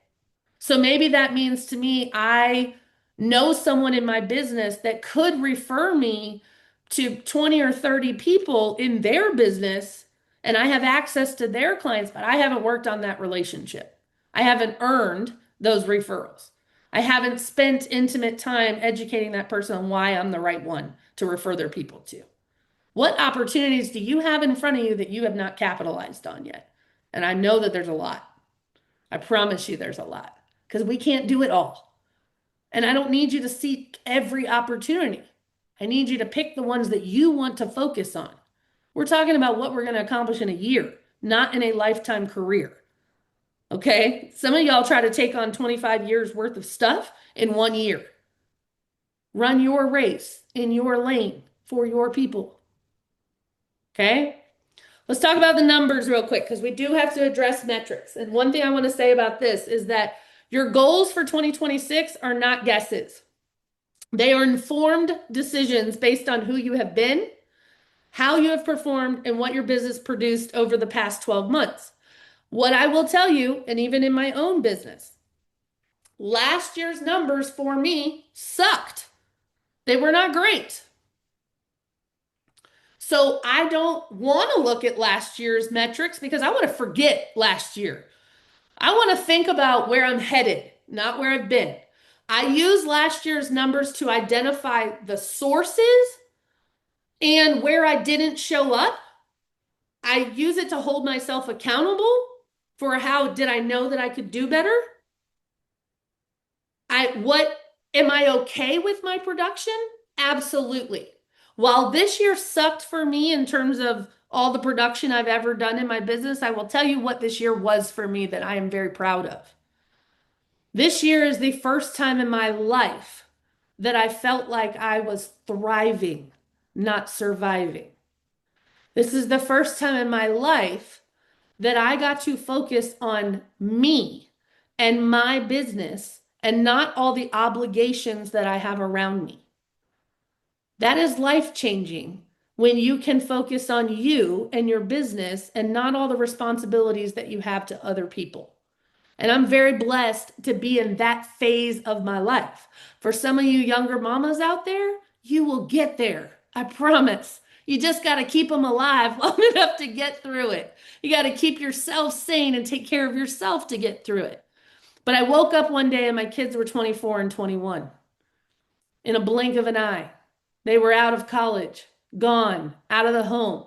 And I lived a life where I worked so hard, 100 hours a week, producing, striving for more, growing, thinking I was teaching my children the quality of hard work. And if you put your mind to it and showing them and demonstrating.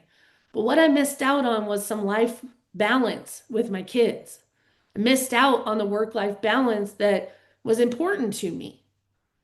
And I will tell you that when you align yourself with the right people and stop chasing, and you lay down a foundation and a plan for yourself that allows you to have a work-life balance, your family no longer gets the crumbs. Because that's where we typically happen is we are burning the candle at both ends, and our family gets the leftover crumbs after we've exerted all of our energy on everyone else. And I want to flip that for you so that you can devote attention to those that you care about and give that attention to them first, knowing that you have peace and security because you've built a plan that means you can take time off. You can turn the phone over. You can shut it off for dinner. You can take a vacation and leave your laptop at home. How many of you have been in Mexico on a laptop writing offers the whole time you're there? Or at Disney or wherever you go? It happens to all of us.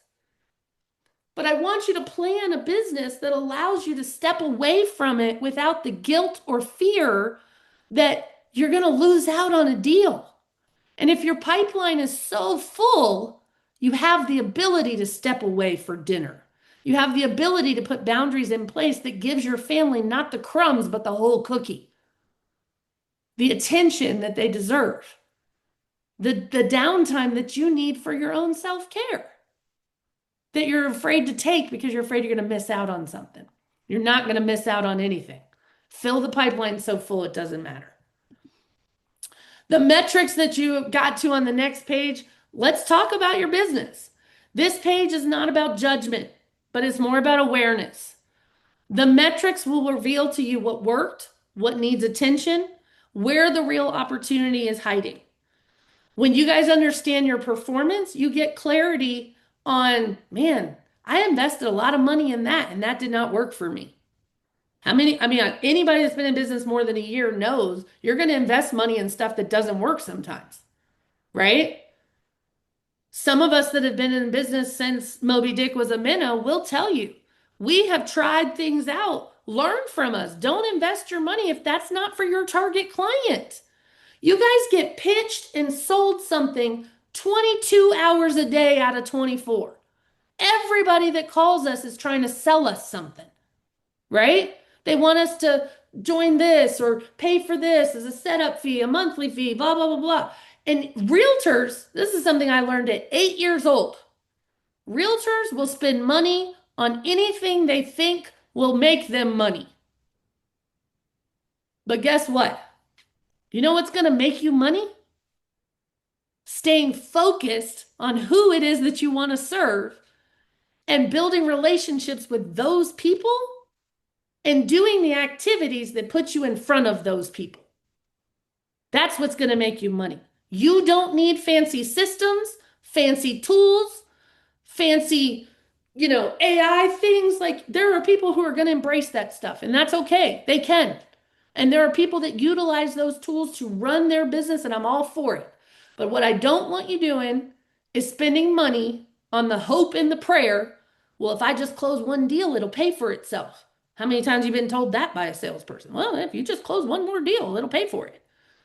I want you to have the knowledge. Do I need that tool?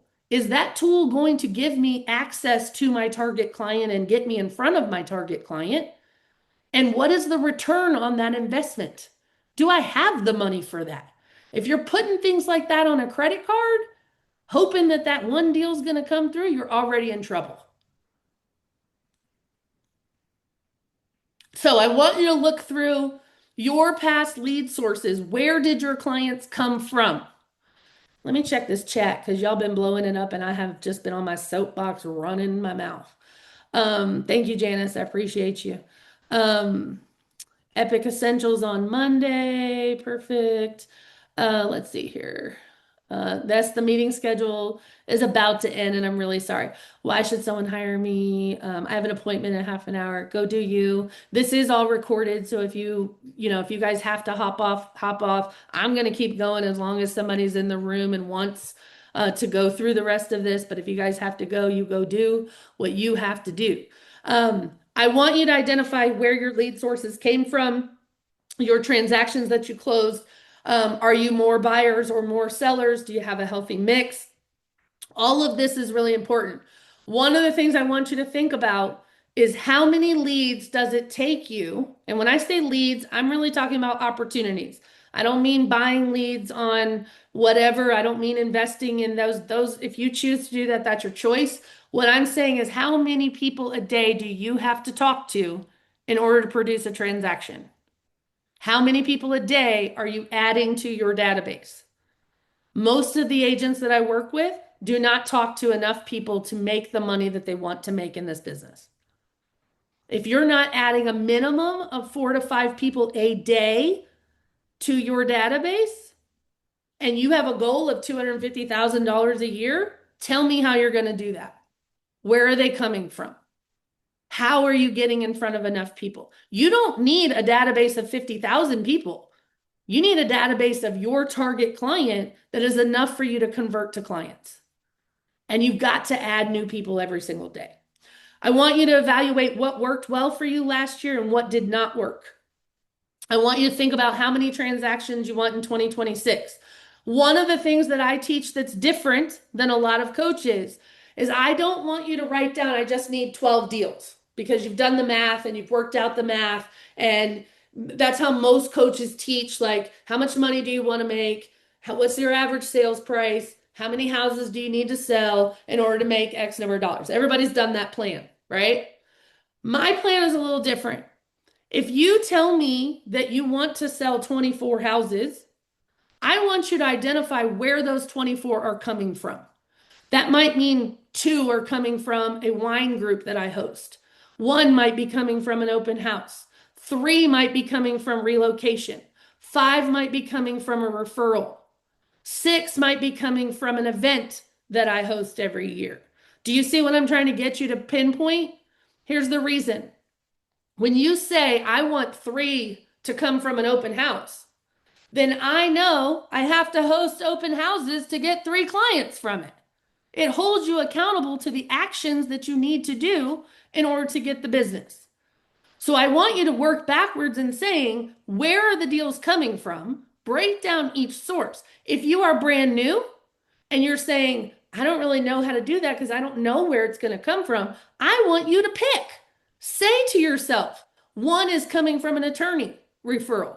1 is coming from my ambassador list.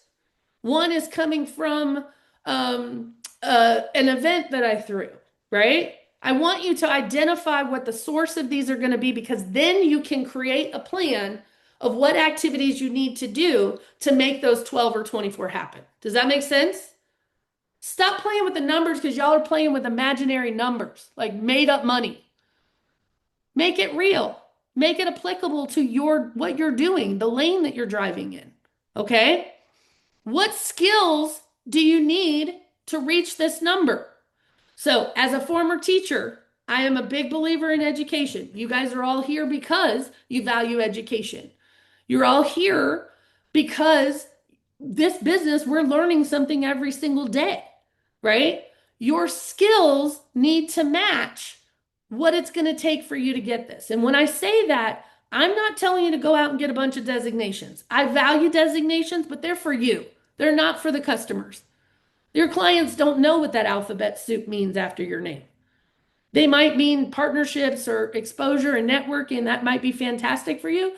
But what skills do you need in order to serve these people, right? So if I'm going to say that I want 10 clients to come from events, I got to hone my event hosting skills. I got to make sure that I have that when I put that event on and I plan it, that I have thought of every detail to create a wow-worthy experience that would extract deals from that event. Okay, do you see how I'm trying to get you to think of the end result, where they're coming from, so that then you can do the actions that are going to get you there? Okay. Let's talk about operating expenses because I can fly through the rest of this pretty quickly with y'all.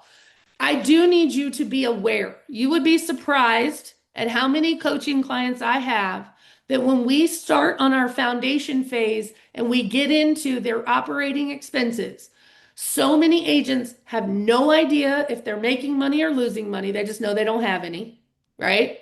There's none in their account, so they must be making, they must not be making any. That's not true. A lot of them are making a lot of money, but they're spending it on things that they don't necessarily need, or they're duplicating services that they're not using.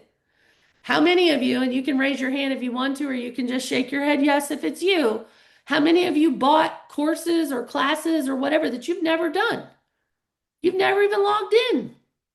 We've all done it, right? So, what I want you to do is be very honest with yourself. Right now, you need to be as lean as possible in your expenses. You need to choose expenses that are necessary, and you need to curtail your expenses so that you have margins that allow you to have some overhead, that allow you to pay yourself, that allow you to pay your bills, allow you to pay your taxes, allow you to get health insurance if you want, allow you to take your dog to the vet, right? I need you to have an honest conversation with yourself and stop spending money without evaluating it like a CEO. You guys are so quick to give your credit card to people to buy something that you think is going to help make you money. You have not analyzed whether or not this is in alignment with your business plan. You have not analyzed whether or not this is in alignment with your target client. You have not even evaluated the return on your investment. You just say, sure, I think it'll make me money. Take it. And you're adding monthly expenses on top. If I were to go through your expenses, I can guarantee that some of you are spending money in areas that you don't need to. So just be honest with yourself. Make it as lean as you possibly can, okay? I do want you to make sure that you are tracking your expenses, and you should be knowledgeable about whether or not, and this is another part that is, are you operating this like a business owner, or is this a hobby for you? Is this just something you do on the side, right? Whatever it is. Are you evaluating a P&L statement every month? How many CEOs of companies do you know that don't look at their P&L statement? I don't know many, but every day in real estate, I meet 20. They have no idea what they're spending. They have no idea what they're making, and they have no idea if the money they're spending is trackable to a return. So I want you to be more conscious and more cognizant. And when somebody is asking you to pay for something that you think is going to make you more money, I want you to hear my annoying voice in your head that said, does Laura think I need this? You probably don't, right? But just evaluate it. Be more thoughtful. Treat it like you are the CEO and you have to go to the CFO to get approval to buy it. Okay? I'm going to say this very kindly and lovingly. And I have been this too. So I want you to know there's no shame and embarrassment. I have been the realtor that has owed the IRS money. It happens to a lot of us, right? Because we love those big paychecks and we're behind on our bills, and then the check comes in and there's not a lot left over to give to Uncle Sam, right? You need to change the way you operate your business so that you are setting aside money for your operating expenses, your brokerage. Obviously, you are accounting for what fees you have to pay them, and you are accounting for the taxes that you have to pay on the income on top of some savings. Have you guys ever been to a retirement party for a realtor? No. You know why? They don't retire, they die. Right? I don't want that to be you. Our company, and then this is not a plug for the company, but I'm just saying we do have 401ks. We do have retirement plans. We do have, if you are in business, you should have some exit strategy. Or do you want to be the 90-year-old man opening the doors for people with your cane? Right? I want to see you have a retirement party. I want to see the people that you've helped for 25 years show up and celebrate a career that you are proud of. But you have got to start being better stewards of your money in order to make that a reality. That vision that you saw earlier, that peace that you had, that peace comes from knowing your taxes are paid. You have money in savings. You have refined your expenses, right? That's where that peace, that feeling that you guys saw, that is reality when you spend your money correctly. There are services out there, very inexpensive bookkeepers that there's a lot of services, they range in prices. You can actually hire a bookkeeper just to do your accounting, to give you a monthly P&L and to help you categorize and track your spending and your expenses and your profit for a low monthly fee. Or you can go all out and hire a big old CPA and pay them every year just at tax time, whatever that looks like to you. But as a business owner and the CEO of my real estate company, I'm not a FBN organization. You know what FBN is? Fly by night. That's not me. Okay? I don't want you to be FBN either. I want you to think about how important, because here's the other thing, y'all. When you have a real estate license and you have an LLC, you don't file your annual reports or your taxes, you lose your license. Then you've lost your ability to feed your family. There are serious consequences for not being fiscally responsible. So I want you to pay attention to those things.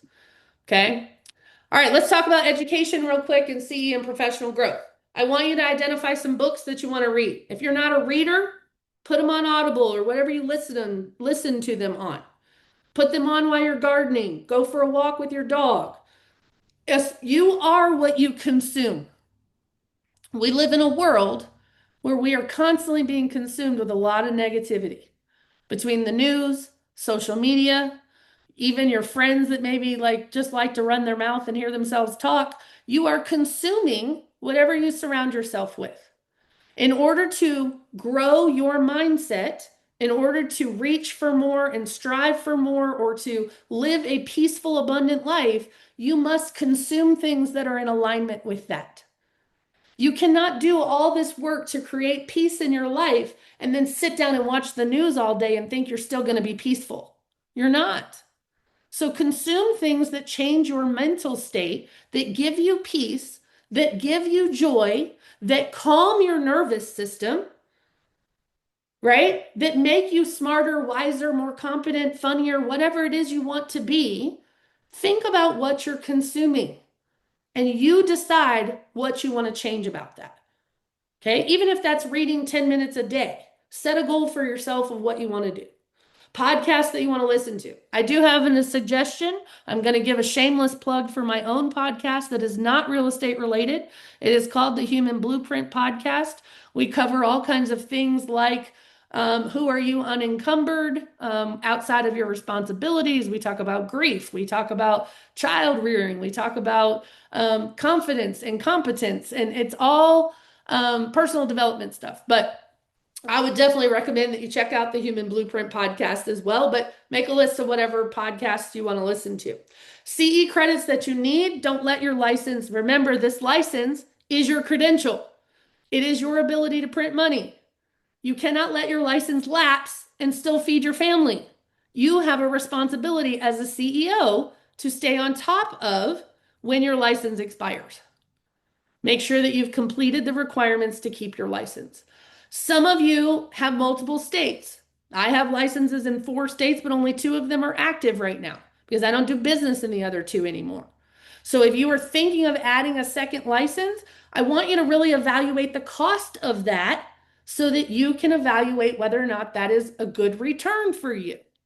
Are you competent in that additional market that you can properly serve clients to add on an additional license? Or do you just have it because out of convenience that you're close enough to the border that you have people that are in both? That makes sense maybe. But if you're getting an additional state license just for an additional opportunity to earn money, I would ask you to weigh whether or not that makes sense for you. Whether or not your target client lives in that other state as well, right? Make sense? Designations and certifications we talked about. I have many of them. I don't even use them in my marketing or advertising because consumers don't know what they mean. But I have learned how to be a better agent because of the designations and certifications that I have. They are credentials that allow me to stand out from my competition. Okay. luxury certifications. There's all kinds of certifications that you can do. Maybe you don't need any of that. Maybe you need a negotiation course. Maybe you need soft sales skills. Maybe you're not good at closing things. Maybe you're not good at handling objections. You know what your skill set is and where your weaknesses are.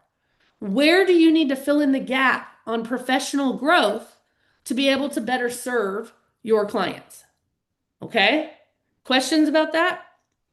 Are we okay on? I know I'm past the time. I get it. It's a lot to cover and a lot to give you, and I'm passionate. I go off on my soapbox, but are we okay? Okay. All right. Let me get into event planning real quick because that is a super crucial part, I believe, in you deciding where your business is going to come from. Here's the other thing, events. Why I teach and coach event planning. You can do one-to-one or you can do one-to-many, right? One-to-one, you are going to burn out and exhaust yourself at saying the same message one at a time. An event gives me a reason to call people to invite them to the event, to call people to thank them for attending the event, to call them and say, I'm sorry I missed you at the event, or to get feedback. What did you think? Was this helpful to you? Was this valuable? Do you think this is something I should do again? Those kind of feedback calls are important for you to plan what you're going to do again, or whether or not how you can change it to be more effective. A lot of us are afraid to ask for that feedback because we're very proud. We spend a lot of time and energy. We don't want to hear criticism. The only way that you improve the service you give is by asking for feedback. Some categories that I love, I want you to think about this before you plan an event. Any event that you plan should be in direct reflection and alignment with your target client. I coach events, and then all of a sudden I get an agent that I'm coaching, and I know that their target client is move up or transitioning people that are going into a bigger house or growing family or whatever. And then they tell me that they're going to host a first time home buyer workshop. Why? Is that in alignment with who you serve? Don't do an event just to host an event. That is not in alignment with your time. So I would ask you, what types of events for you make sense? Here are some great suggestions for events, and you're welcome. I've given you a whole lovely list. One of the things that I love combining events with philanthropic community-oriented things. So for example, I may have an event, I'll take the community yard sale for an example. And maybe I've talked with all the participants and I said, would you guys be willing to make a donation off of all of your sales to a specific charity? Right? You can get publicity from that if you are intelligent and think about how to market that and how to promote it. You are giving back to your community and you're engaging the neighbors in the community, and you are not selling anybody anything. You're trying to help the community. It just puts you in a different light altogether. Or for example, I might have a completely social event like a wine tasting or a bourbon tasting, right? I might collect coats at that. I might do a coat drive or a pet food drive or canned food drive. I collected suitcases for foster kids, right? Foster kids carry all their stuff in trash bags, everything they own. It's despicable and it's not dignified. So I try to patch what I am passionate about with the events, and I try to turn them into community collaboration. Here's one that I use all the time. Canned good donations. I identify 50 businesses around my town. I go and buy the big stand-up boxes that are packing boxes. I put posters on the front of them that have all of my information on them, and it says community food drive. My marketing and branding is in 50 locations while people are helping provide food for the food bank or for local families in need. Now, one of the things that y'all are going to ask me is like, okay, well, how can I track that? How did I get any business out of that? I am personally talking to 50 business owners, introducing myself and what I do, who I serve, and asking them to participate with me. The power in that and the extraction of the business comes in the follow up afterwards, giving the businesses publicity for participating in it and thanking them both publicly and personally for participating in it. And now my stuff is in 50 businesses in my town. Does that make sense? I didn't even have to stand up on a stage and hold a microphone. I didn't have to pay for food. So some of your events do not have to be costly. It's just what kind of effort do you want to have? There are thousands of events that you could do. I would encourage you to think about the types of events that are in alignment with your target client. Okay? Non-negotiables. Non-negotiables are things that you do every single day, regardless of your lifing, regardless of the dog getting sick, regardless of the kid being homesick from school, regardless of having to pick up mom, take her to the doctor, right? These are small habits that you commit to daily that make the most impact in your business that you are going to commit to regardless of what happens. Some of examples of these non-negotiables could be your morning routine. Before you ever check your phone, maybe you want to read scripture, maybe you want to do some affirmations, maybe you want to journal, maybe you just want a cup of coffee in silence and peace for 5 minutes. It doesn't matter what it is.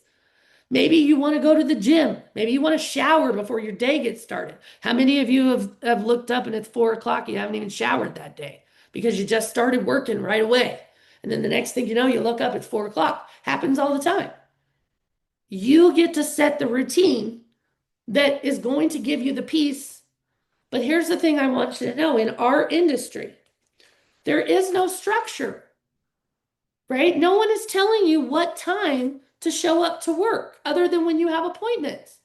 Nobody is telling you you have to do this from 8 to 10 or 10 to 12, right? You get to decide those. And I think you need to insert structure where there isn't any. The structure is what is going to build consistent habits. Consistent habits produce consistent income. I'll say that again. Consistent habits produce consistent income. What I want to make sure is that the habits that you have selected for yourself as non-negotiables are habits that lead to a paycheck. They are habits that you can track to either money now or money later or admin, the operations of your business. Do you notice what order I said those in? Money now, money later, and admin. If you are sitting behind a desk all day long, working in your real estate business, creating and doing things and emailing and blah, blah, blah, sitting behind the desk might be important if you are actually sending contracts or negotiating or whatever it is. But if you are just on Canva designing a flyer for 2 hours and your hourly rate is closer to $250 an hour, you just spent $500 designing a Canva graphic. I want you to be in alignment with your time. Remember, it's the most, as Carla said earlier, it's the most valuable resource you have, right? So I want you to make sure that your non-negotiables are things that you're going to commit to every day, regardless of how life shows up. So that's why I tell you to pick 3 or 4. Some of my high achievers, my really super gunners, they pick 8 to 10. Pick what's comfortable for you that you know you can commit to, that you do not let yourself out of it. This is what we do. We are famous for it. We know what we need to do. We put it on our calendar even, and then the reminder comes up and we go, no one's going to know if I don't do it, so I'm just going to skip it. Or, oh, I'll do that tomorrow, right? What are you going to hold yourself accountable today that you know you need to do in order to build your business? That could be 2 conversations, 2 appointments a day.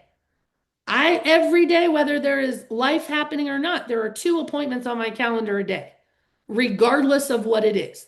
Those could be buyer appointments. They could be seller appointments. They could be your ambassadors. They could be your referral partners. It could be those 50 businesses that I'm trying to educate about how I work. It could be people I'm practicing my presentations on. Practicing your presentation does not just make you good at it. It's educating people around town about who you serve and how you do it. All right. The biggest thing about non-negotiables is that you should have daily ones, you should have weekly ones, um, and then you should have monthly non-negotiables.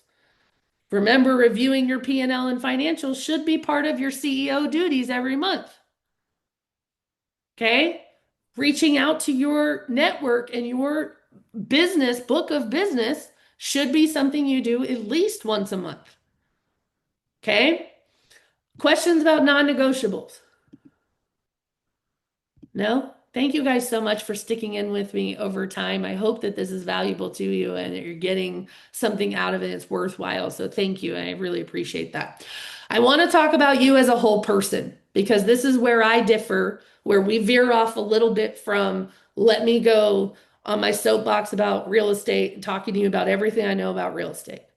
What I have learned in my 25-year career is that we do not take care of ourselves.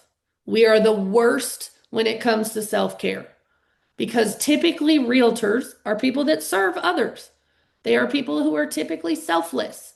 They are people who will drop everything to accommodate somebody else because they want to be helpful. And they are the first ones to put themselves on the back burner. You cannot show up as the person that you want to be for your clients if you do not take care of yourself. We have people in our company who have recently had a stroke. We've had people who have had terminal illnesses diagnosed. We have had people who have lost children and are grieving. We have people like all the things that you can imagine that life throws at us. And I too, I lost my mother after a diagnosis 3 weeks after she was diagnosed. That's not a lot of time to prepare. It's not a lot of time to ask questions. It's not a lot of time to get your affairs in order. And this is one of the things that I can tell you as a human, not as a real estate coach, but as a human. We have responsibilities as an adult, right? They're a lot. I don't know why we wanted to grow up when we were kids because it ain't fun, really, a lot of times. It's a lot. It's a lot of responsibility. And I will tell you that you have a responsibility to those that you care about to clean up the mess of your life so that someone else doesn't have to do it. And I say that with all the love in my heart for you, and I do get emotional about it, and so just forgive me if I triggered something in you, is that we are responsible for cleaning up our own messes that we created. And it is possible to clean it all up. It will take work, but you don't want to leave a mess for your loved ones to clean up. And I need you to put yourself in a position of value above your client's needs because you matter.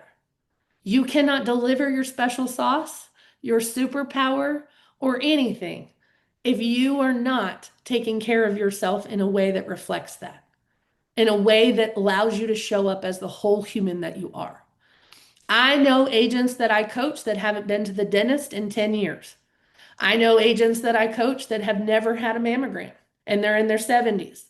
I have agents that I coach that have not been to have a physical exam in over 10 years. I have people that I coach that have needed glasses for 15 years. Now, with my company, I get free glasses. So there's no excuse. You get a free eye exam and glasses. I mean, what's the deal?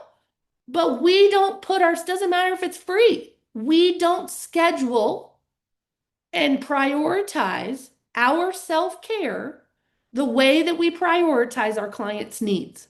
And I need you to change that. If you get hit by a bus tomorrow, what mess is your family going to have to clean up for you? Okay? So I am begging you, please make a list this year that whatever you've been putting off, whether it's fear, whether it's money, whether it is anxiety. I want you to go get all of these things checked. I want you to be seen by professionals. I want you to get your eyes checked. I want you to have a physical exam. I want you to have a true reflection of, am I taking care of my body? I'm not telling you you got to go lose 100 pounds. Look at me. I'm just saying, are you caring for the vessel that you are with in a way that says that you matter too? Okay? Your financial well-being, again, I want you to have some goals. How much do you need as an emergency fund? A lot of us are living paycheck to paycheck. If a deal falls apart, it can be catastrophic because we've already thought about how we're going to spend that money before we've even gotten it. So I want you to think about, what do you need in an emergency fund if the car breaks down, if the heater breaks down, if the roof has to be replaced. I've lived in 2 houses where 2 trees have fallen on the roof of my house. What do you do in those cases? Do you have money set aside to get you through that? Start planning for it. We can talk about retirement investments, 401 stock, any other financial habits that you want to improve. Even if the only financial habit you choose this year is, I want to file my taxes on time, or I want to um, I want to pay my bills on time.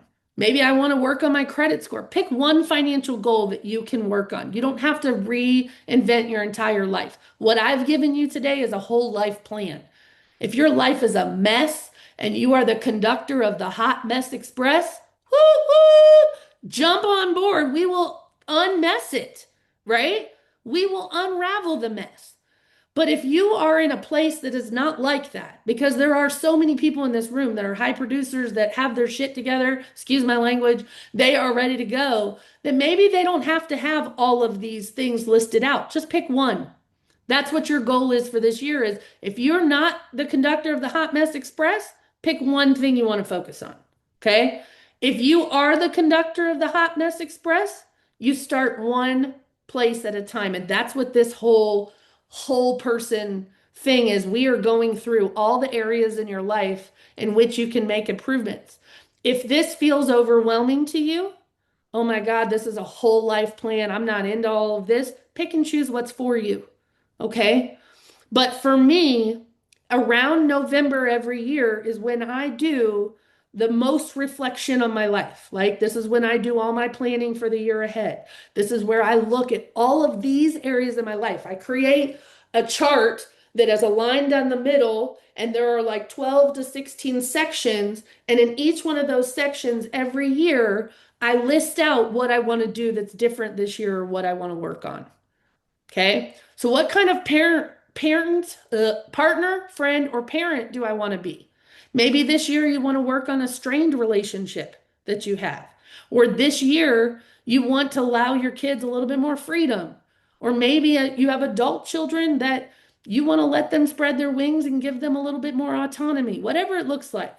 What do you want to improve in your relationships? Who do you want to spend more time with in 2026? On a business side, you want to spend more time with people that you align with. You want to spend time with people who scratch your back when you scratch theirs. You want to spend time with people that you can trust and depend on and rely on. If you've got people in your circle right now that don't meet that criteria, guess what I'm going to tell you? That's right, Sherry, get out, right? There's the door. I want you guys to understand something, and I'm going to share something real personal, real quick with you. I promise I don't mean to talk forever. This is important. We, as people, feel like we have obligations to people because of their relationship to us. What I mean is, you have family members that you feel obligated to, right? You have friends that have been friends for 30 years. You have children that you have responsibilities to, whatever, right? You have obligations to people. You get to choose, and this is how I would phrase it to every person I know. And I always go back to this because, again, I had 21 days with my mom. If you had 21 days to live, who would you spend those 21 days with? To me, that makes it crystal clear of who gets the benefit of my time, my energy, my money, my resources. You don't have to be as morbid as that as like 21 days, but I want you to think about it in that term because it becomes very crystal clear. You don't make excuses for people. You don't allow people to hurt you. You don't allow people to disrespect you. You don't allow people to take advantage of you. When you evaluate your life in a 21-day snapshot, you no longer tolerate crap that is not for you. This is your life to design however you want it to look like. And you get to choose who gets access to you and all of your things, who gets access to your life. And that might mean the third one down, who do I need healthier boundaries with?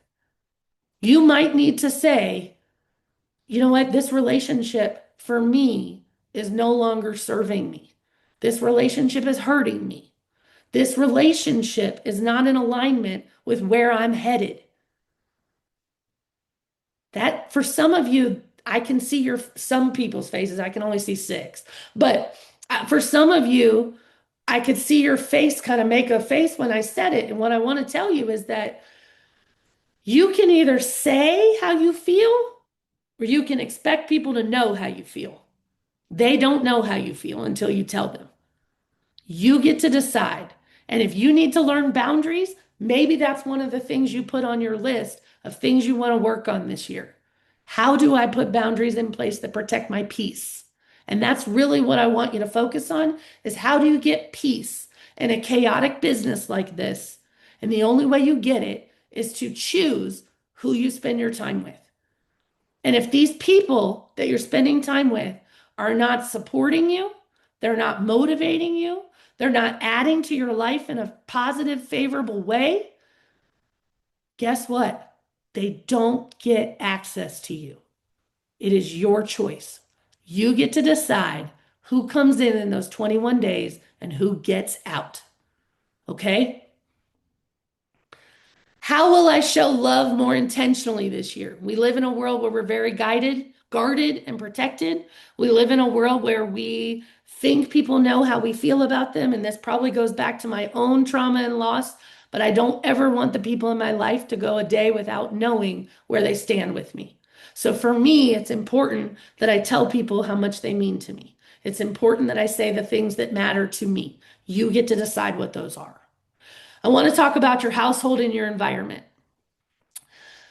A lot of us, when we were doing that visualization, a lot of us were thinking of an environment that looks very different than the one we currently live in.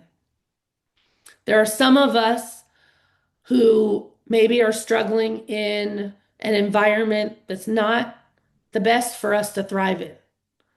It's an environment where we don't feel supported, heard, seen, respected. You are also in control of the environment in which you live in, the environment in which you work in.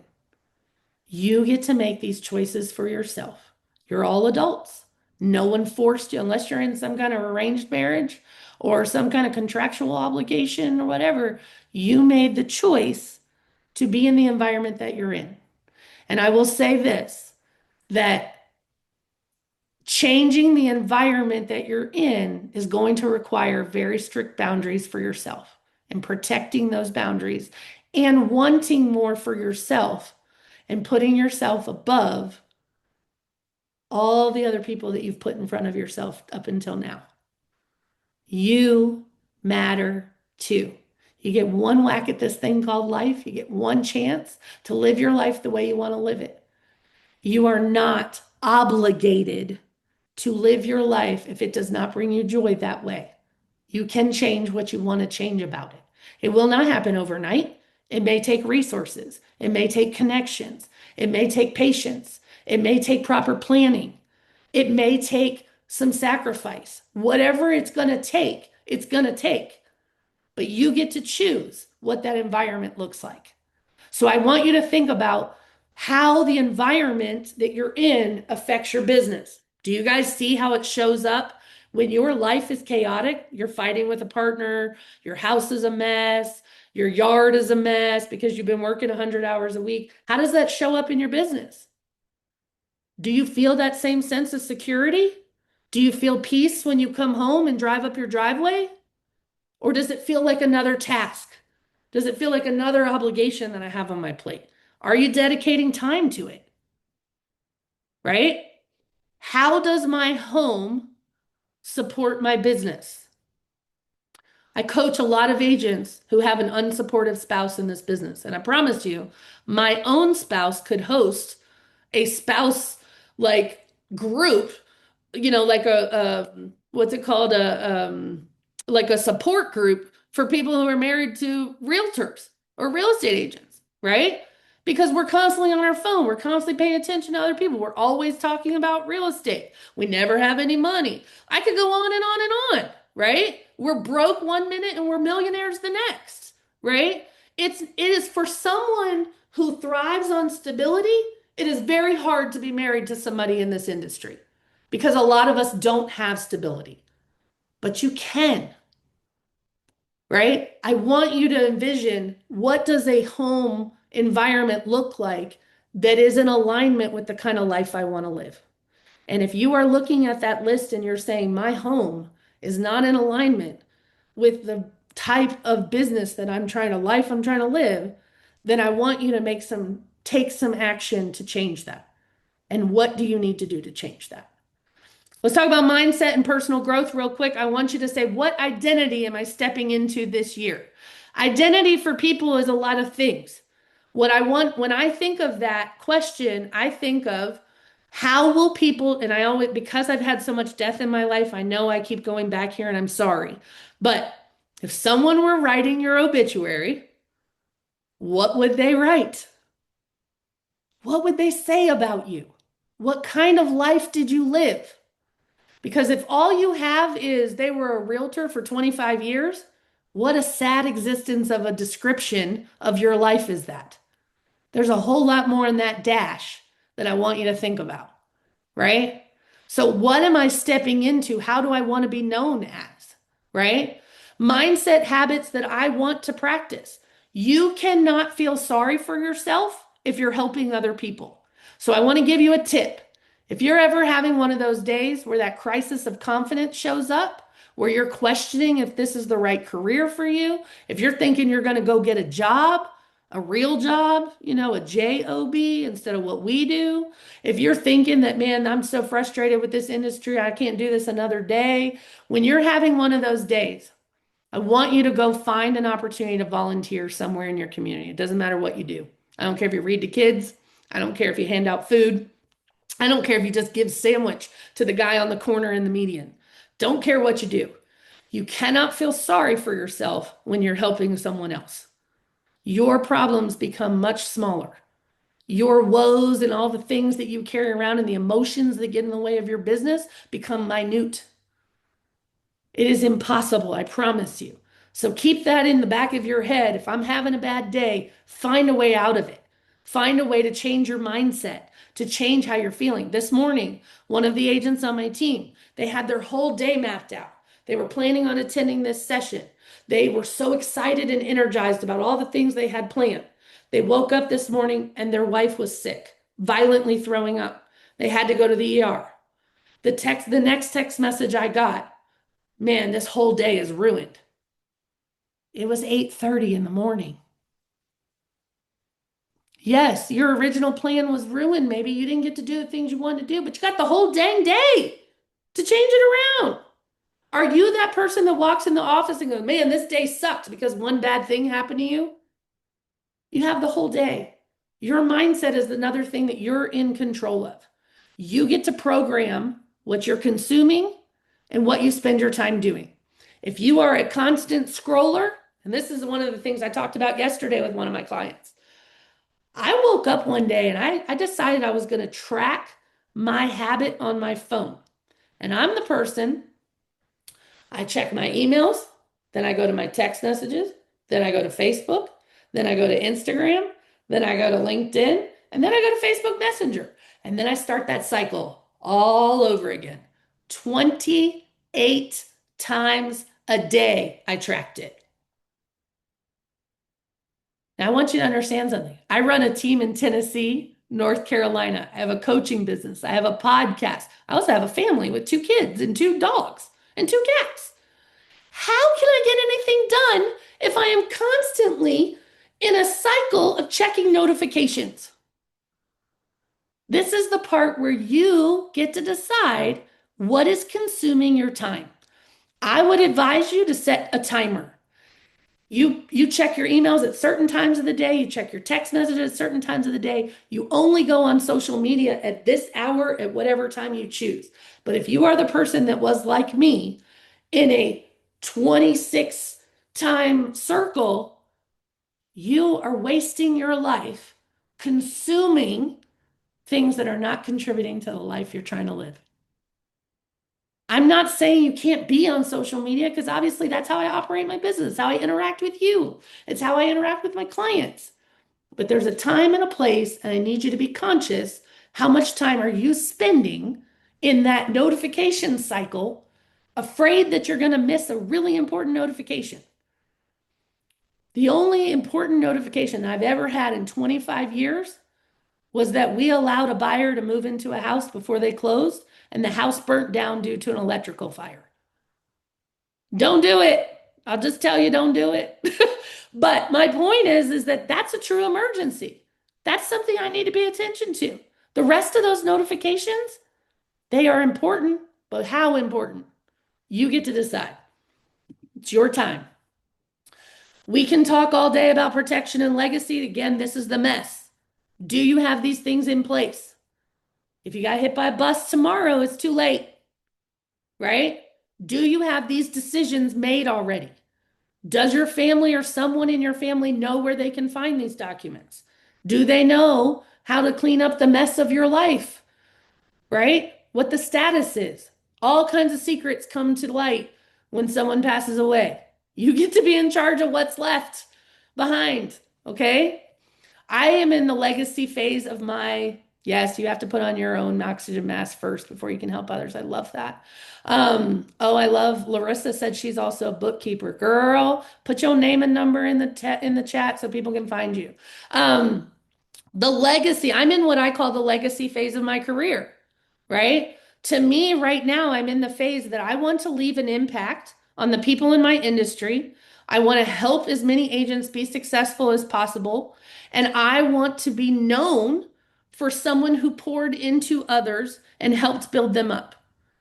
That is the legacy that's important to me. I am very much thinking about the legacy that I'm leaving behind. What was I known for?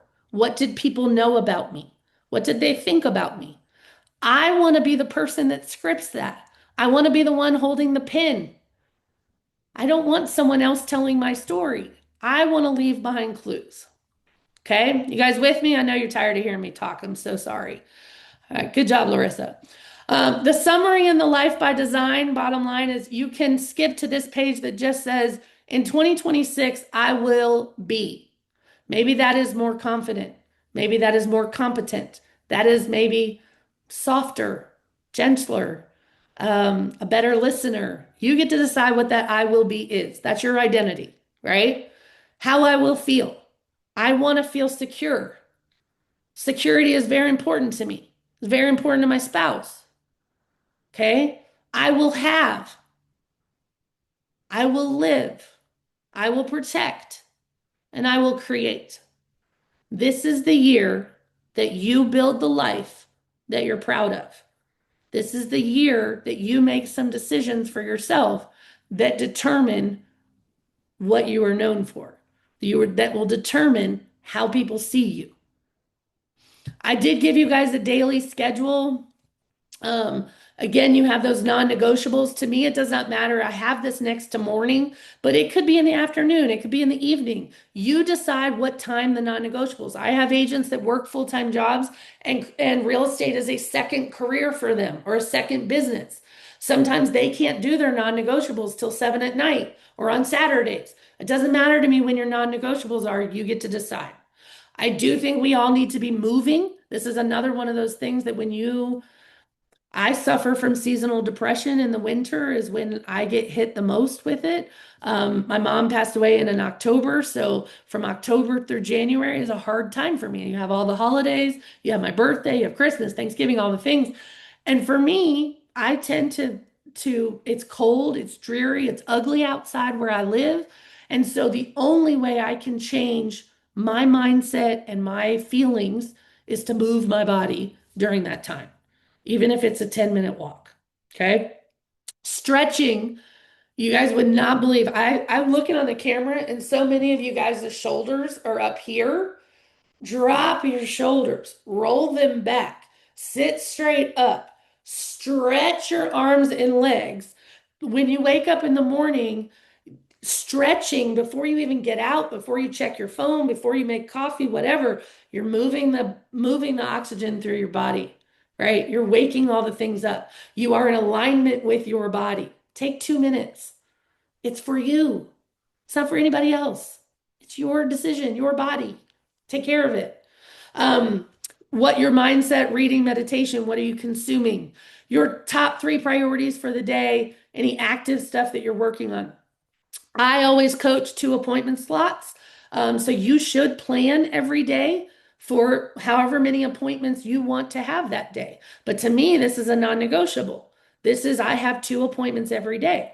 When people ask me, what do I put on my calendar? You're going to put appointments. You got to talk to people. You got to go out and meet with people. You have to introduce people and talk to them about who you serve, what makes you different, why they should hire you, right? You should be having at least 5 conversations a day. Always going to have follow up that you could be doing. You could be creating content or marketing yourself, your business, your buyer needs, your town, local businesses. There are lots of things that you can market and promote that tie into your real estate business that are not just promoting a listing. Okay. Admin stuff we talked about. And then I am a big planner for the next day. I don't want to close my office without knowing what's ahead for tomorrow. I also identify who's on my appointment list for tomorrow. I'm following up and sending reminders, right? Do you have systems in place like that that protect your time to make sure that you're confirming appointments so that you're not sitting there and no one shows up, right? Those are time savers. That's protecting my time. You should have systems in place for that. I've given you guys kind of a daily planner, a weekly schedule, and a weekly planner. I've given you kind of a monthly schedule. I did want to show you on the monthly schedule, you can put some key goals that you want to focus on for the month. You notice I only have 3. There's not 82. Your brain cannot function on giving your all to 82 things. So there's only 3 key priorities. What kind of events do I have this month? What kind of marketing activities did I engage in? Did I review my financial situation? Have I done these things this month? My personal house, did I go to my appointments? Don't make that dentist appointment and cancel it. Go. You know, they're the number one appointment that's canceled. Everybody does, but make it and go, you know. Home project progress. Is there something I wanted to do this month? Because if this is something that sneaks up on you, that, you know, your house is in disrepair, remember your house is an asset typically for most of us. We have to maintain it. We have to dedicate time for that. So maybe this is just part of your overall life plan. You know, what do I need to do in my house to feel more comfortable? What family commitments do I have scheduled? Am I planning and setting aside time for my partner? Am I setting aside time for my kids? Undivided attention. Am I setting aside time for myself? Am I carving out an hour for self-care? If you're a busy mom of young kids, are you carving out an hour to yourself? Something. Do you have any travel planned? Did you do any self-care this month at all? It's a reminder. And then you have an end of the month reflection. What worked? What didn't? How did I feel this month? What happened this month that got in my way? This will allow you to plan events that you have or things that you want.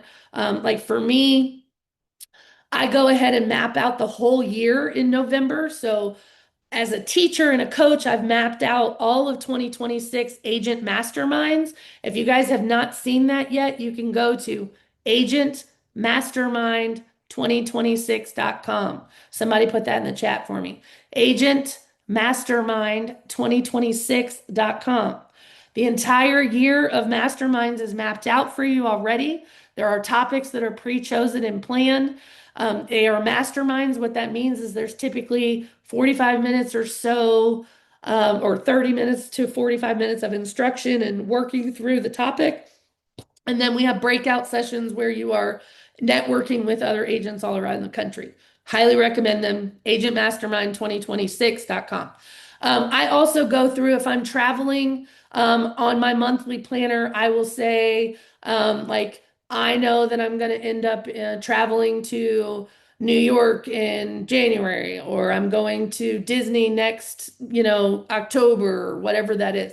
I'm making plans in a visual so that I can see the whole year in advance what I've got coming up. If I have client events like client appreciation, if I do one or two of those a year, they make it on my monthly planner for the year so that I already have when I'm doing certain events and I know how to budget for those things. Okay. Same thing. This is just the same as I do have tax deadlines on you for you guys, but this is just an annual schedule if you have just another way to break that down.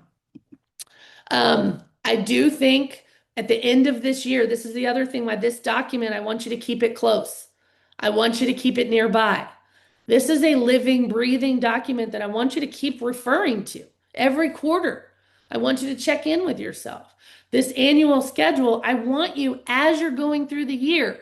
Here's the other thing about our business. We are doing so much work every single day to build our business that we forget to celebrate the small wins that equal big things, right? If you need just a place to track wins, come back to this page, and as they start happening, write them all down so that at the end of the year, you can see the things that you celebrated along the way. We sometimes need small wins to help us get through the day, to get through the week, to keep us engaged in our business. Momentum is not given to you. It is produced, right? Motivation does not happen automatically. It's created by taking action. You become motivated. You ever notice getting to the gym is the hard part? Once you're there, it's not a problem, right? When you have a project you need to do, starting it is the hard problem. Once you get in it, you want to complete it. Our brains and our bodies are designed to complete tasks, to accomplish things. So even if you just need to track small little things along the way, you need to do that so that you don't lose momentum and inspiration and motivation. It also is there for you to come back to when you are feeling down about yourself or your business. You can come back and go, what the heck? That's your brain telling you some nonsense. Let me remind myself of who the heck I am. You need that. If you don't have a cheerleader in your life, you got to be your own. Any major challenges? This is where, as things come up throughout the year, I want you to document them so that you can address them for next year, so that you can reflect on them and then changes that you want to make. Okay.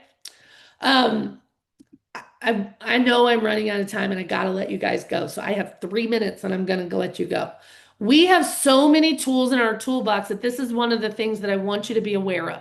If you are at Epic, some of this is not accurate. We don't use KV Core. We use Lofty, but the CRM is what that should say. I want you to understand you don't need all the tools that we have provided to us. You need to pick and choose which tools are for you. If you need help to start determining which tools are for you, that's what your coach or mentor or leadership is for. To help you figure out, based on who your target client is, how can I use the tools that I have to create more business for myself, right? So I want you to understand you've got all these tools. I want you to identify in this business plan, what tools do you need to continue to use?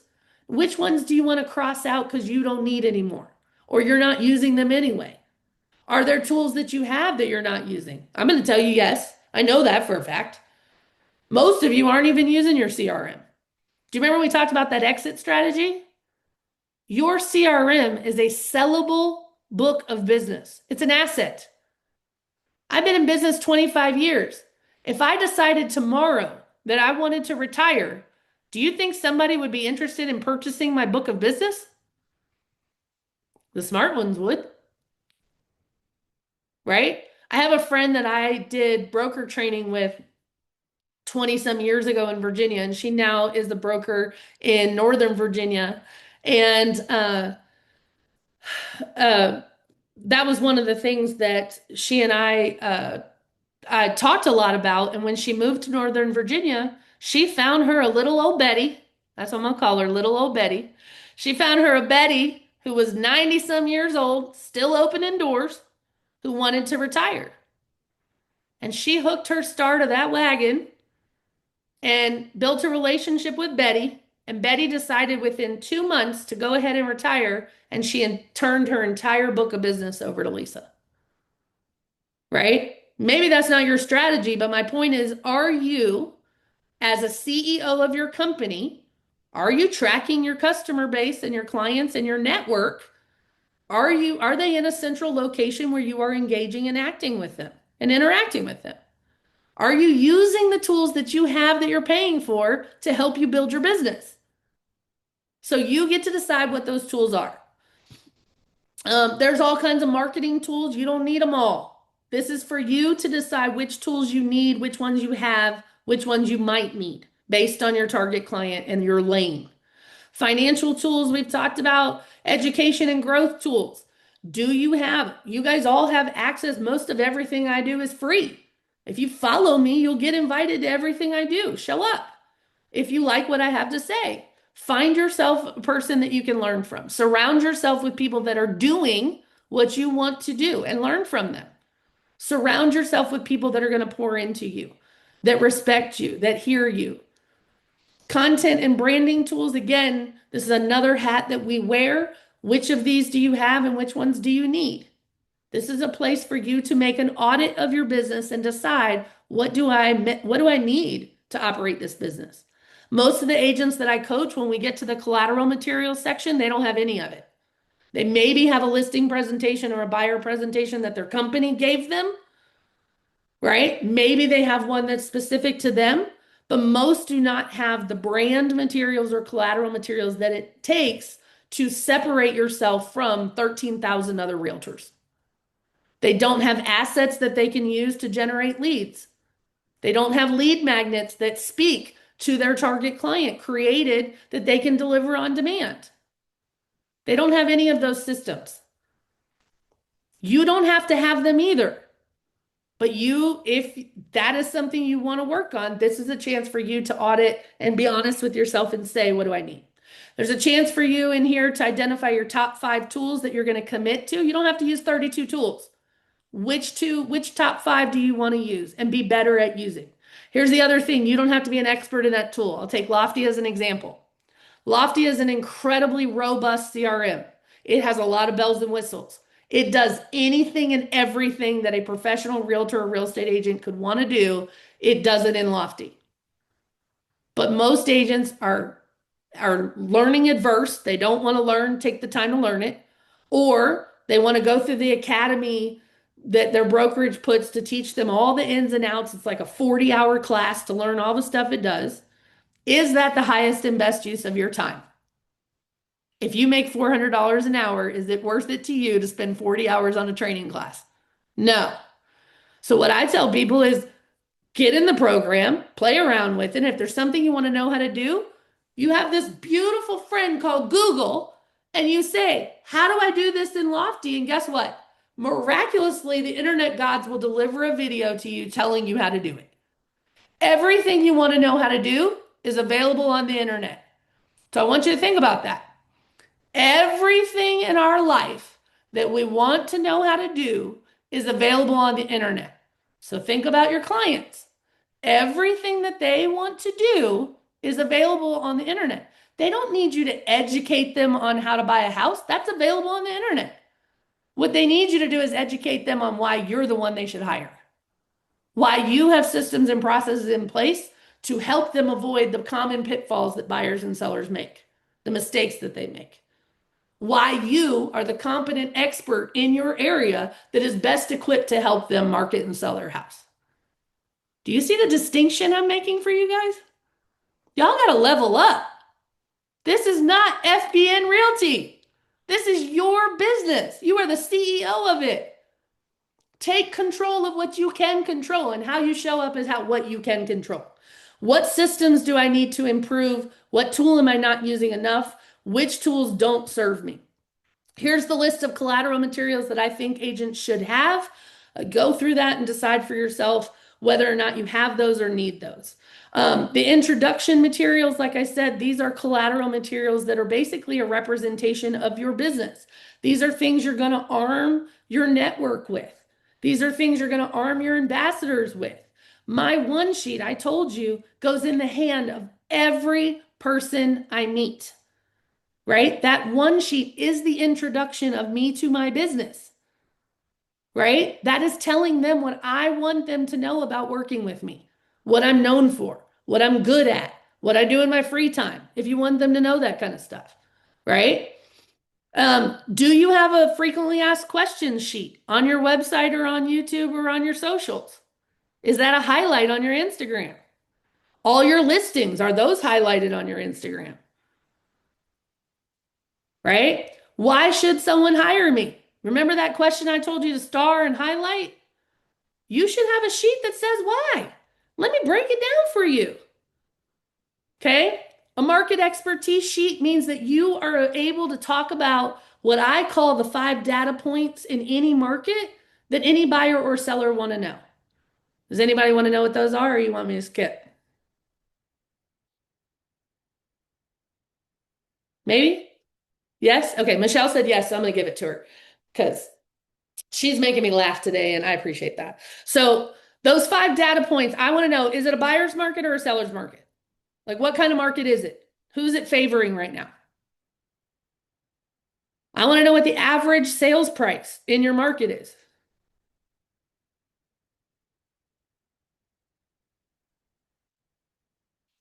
I want to know the average days on market in your area.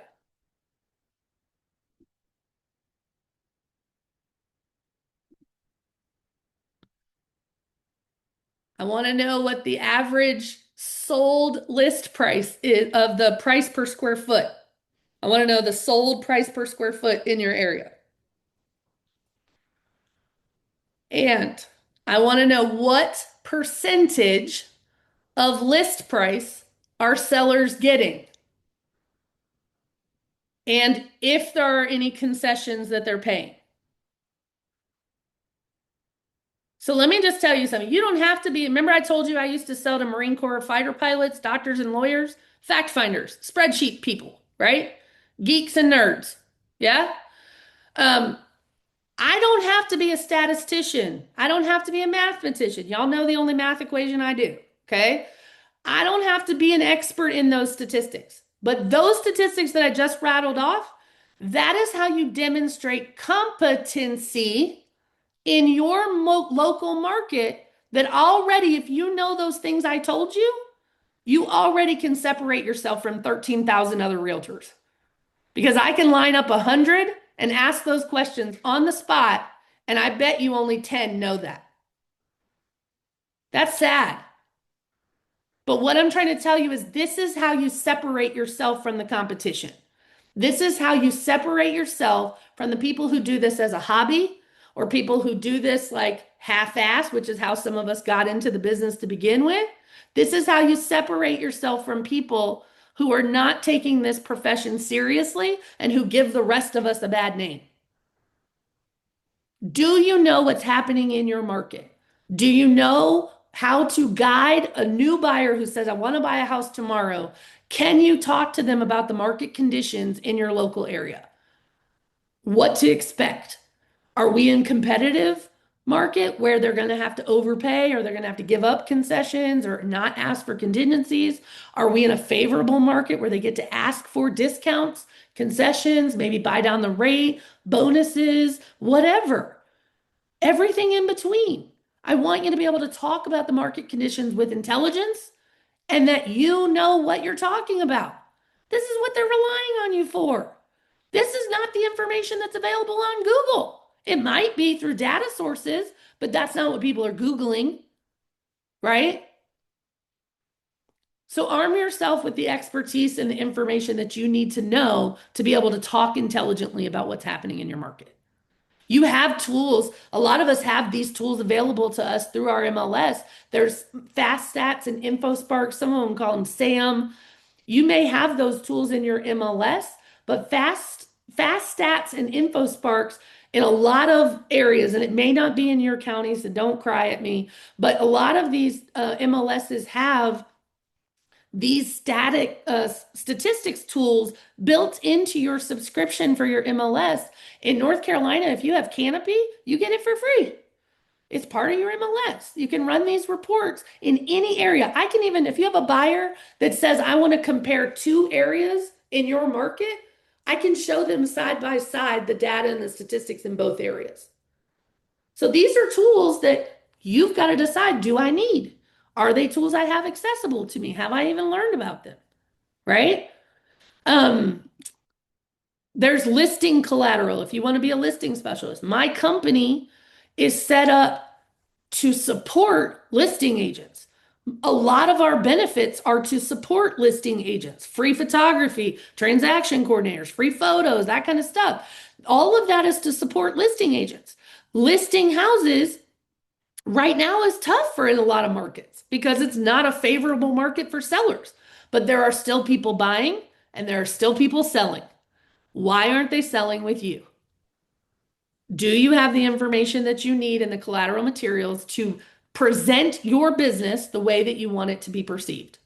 And all these materials go towards you showing up as the professional that you are. You get to decide what that is. I have coached agents who have been in business for 30 years that have never even used a listing agreement or a listing presentation, right? That's okay for you. But here's what I know. The absence of that consultation, if I skip the buyer consultation, every time I've ever skipped it in my career, there have been problems with expectations. There have been problems with the buyer not understanding the market conditions. And then I have to do damage control on the back end. When I skip a listing presentation and the market shifts in real time like it is right now, the absence of communication breeds assumption. If you don't do a listing presentation, does your seller client know what you're doing to sell their house? What your plan is? You think you have a relationship with them that you've already earned the listing. They're going to give it to you. You don't have to interview for it, but you're skipping the important step of teaching them what you do behind the scenes, what your marketing plan is, what they can expect from you, what the market conditions are, what they should expect when they get an offer. If I do all of that on the front end, I have a whole lot less mess to clean up on the back end. Don't skip it. It's important. There's also buyer collateral that you can have, your buyer questionnaire, again, asking, how do I get a win with you? What are you looking for? What's most important to you? What do you need referrals for? A showing tracker. This is, I don't know if you guys have ever, if you have Canopy, and I know some of you are not in Canopy, but I want you to look for this product. There is a product out called Raise, R-A-Y-S-E. R-A-Y-S-E. It's free to me in Canopy in North Carolina, but we don't have it in Tennessee for free. You'd have to pay for it there. But one of the things I will tell you is since that settlement came down and changed the way that we do our business, you know, having to have a buyer broker agreement signed before you show any houses, we are living in a world where buyers are pickier than they've ever been, right? They have no vision. They want the HGTV house. And because the cost of borrowing money is so high, right? They're used to those 2% and 3% loans where it was practically free, that now it's so expensive. They have sticker shock and they are less willing to compromise on what they want. Okay? The other part is that they are more demanding of us than they've ever been. We are struggling to show them our value of what we do for them because if someone asks a typical agent, y'all aren't typical because you're here, but if they ask a typical agent, What all are you doing for me in this process? They don't have it quantified to be able to show a buyer what all they've done to help them. The buyer just thinks, well, we found the house ourselves. What do we need you for? Well, there's 283 other things we do, right? This software Raise will help you track and quantitate all of the activities that you do and be able to give a report to your client at the end so that you can show them the value of how you earned your money. I want you to think of it this way. If you go to an accountant or hire an attorney, you are billed by the time that they work for you, right? We don't work that way. Our industry doesn't work that way unless you charge some retainer fee. Okay? What this does is allows you to substantiate your value by showing them all the things you do. For example, if I had to take 42 phone calls from my seller and each one of those calls was 30 minutes to an hour, I can track that and put that on a report. It can track my mileage, my expenses, and all the activities that I do for a buyer journey or a seller journey. We are trying to move in our industry where the consumer does not see the value in what we do. They think we're overpaid. How many of you worked for a year and the buyer went and bought a house through somebody else? How many of you driven around clients and shown them 82 houses before they finally found one? Right? This software allows you to demonstrate to the client, look at all the ways that I was available and accessible to you. Look at the money that I spent, the mileage on my car, the gas that I put in, the supplies I bought for your open house, the communication I had to have with all the showing agents, the listing agents, right? The discussions I had to have with the title attorney, with a lender, the questions that you called me at 10 o'clock at night to ask me, the time I talked you off the ledge when you were having a mental breakdown for the 5th time in 2 weeks. All of that can be documented and then given to the client as a report to show them your value. I highly recommend it. I didn't mean to go on a 10-minute tangent about it, but it's one of the things that our industry is changing in a way that if we want to continue to get paid the way that we're getting paid, we are going to have to show up as professionals and show up demonstrating our value to the client. You have got to stop assuming that these consumers know what you're doing behind the scenes. Your clients don't know what you did this week to market their house. But I can document that I ran 2 sponsored ads. I put their house on a billboard. I sent out an e-blast to 5,000 agents. I did, reverse prospecting in the MLS. I can document all of those things that I did. Now I have something that is quantitative and valuable to show this client, look what I do. You can also use those reports in presentations at your buyer consultation and your listing consultations to show them, I am more than a door opener. Let me tell you why you need me. Then it becomes hiring you as a no-brainer. I want you to think about the consumers right now. They think they can do it alone. You can. You can cut your own bangs, but should you? You can do your own taxes. Some of you shouldn't be, right? So that's what we want to do is we want to make sure that they see the value in our service. We want to make sure that they know what we're doing. And that product will help you. And if you don't have the product, I would encourage you to create that on your own. Start tracking the activities that you're doing. Start tracking every text message, every phone call, every appointment, every showing, the feedback calls, right? Tracking these people down for after a showing to get feedback, that takes an hour of my life, right? So start tracking that stuff. I want you to think about your client experience, right? I want you to design an experience for your client that is a wow-worthy experience that leaves them saying, man, if you're looking for a realtor, you have got to hire this one, right? I want you to design, this is something, you're not in control of what happens in a transaction. We are the puppet master of all the things that happen. We're the coordinator of it, right? What I coach people is to take control of what you can control. You can control your client's experience. That starts from the very minute that that opportunity comes into your email or text message. The onboarding email, the introduction of yourself to them. What do you send them? Do you give them mail them a handwritten note or a gift? All of that is by design by you. You get to design what their experience looks like. And what I would encourage you to do as you're doing this business planning is to map out what do you want your seller journey and your buyer journey to look like step by step. From the minute the lead comes in until post closing, 30 days, a year, whatever that is, every step of the way, what have you done and where do you insert yourself in that process? What do you do? I'll tell you what most agents do. Not much. Not much. Half the agents that I talk to, sometimes they pick up a new client, the client tells them what they want, and they say, I'll set you up on an auto notification, and that's the end of their service. They just send them some automated listings and wait for the person to say, hey, can you show us this house? Well, that's why you're broke. Okay? So what I'm trying to tell you is you get to design the journey for them. What do you want it to look like? How do you want it to feel?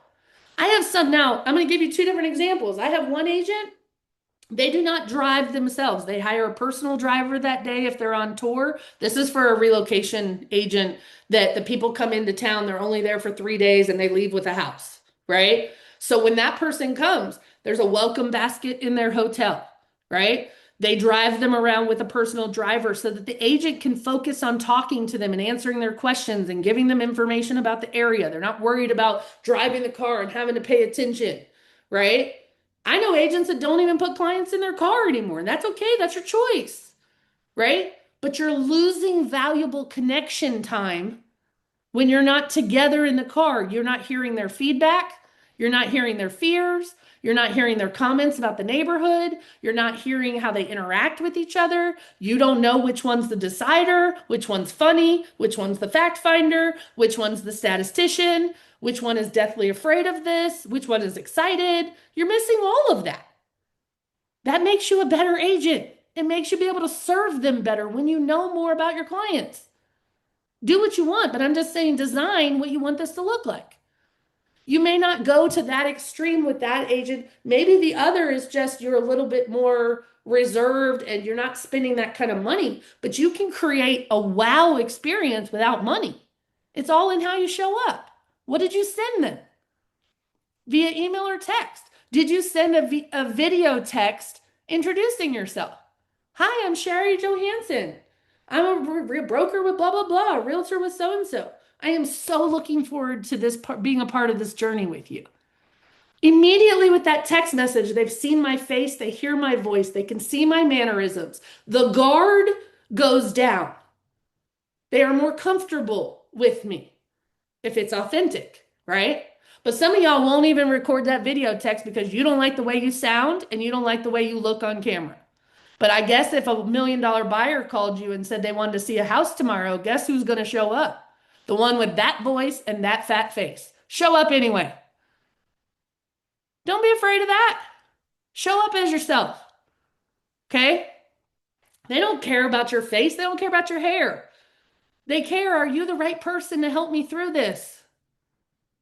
Give them that. Give them the experience you want to be proud of. Okay? The back end stuff is collateral materials that you might need just for the operations of your business. Are you tracking your expenses? Are you paying attention to your P&L? Are you even tracking your mileage? So many agents are leaving money on the table because they don't track their mileage or they take the standard deduction. Y'all, we live in our cars. The standard deduction doesn't apply to most of you because you're way above that in miles. Your savings plan, I use things like visual trackers for savings things, right? So if I have a big trip coming up and I know that trip's going to cost $10,000, I'll break it down into graphic organizers that I get to color in the thing every time I make a deposit. If you need things like that to help you get momentum or to keep you focused on it, do what it takes. to give yourself something to track or pay attention to. Are you doing the things that you want to do? You cannot have a vision of traveling to Europe in 2026 if you also do not have a plan to set aside money to make that happen, right? So get whatever you need as collateral to help you pull off this beautiful plan that you have written for yourself. Okay? All right, we're coming to the last part. And this is a part you're going to do on your own. This is a part that nobody's ever going to read. Nobody's ever going to see it. This is for you. This is your accountability letter, and you're going to write 2 of them. Okay? These letters invite you to slow down and reflect. One acknowledges your effort, your growth, the version of you that you saw in your head that you are so proud of because you did it. You did all the things to get you there. The other letter is going to be the one that explores what happens when you don't. What happens when you drift away from your goals and you lose connection with what matters. Both letters are an important part of your life.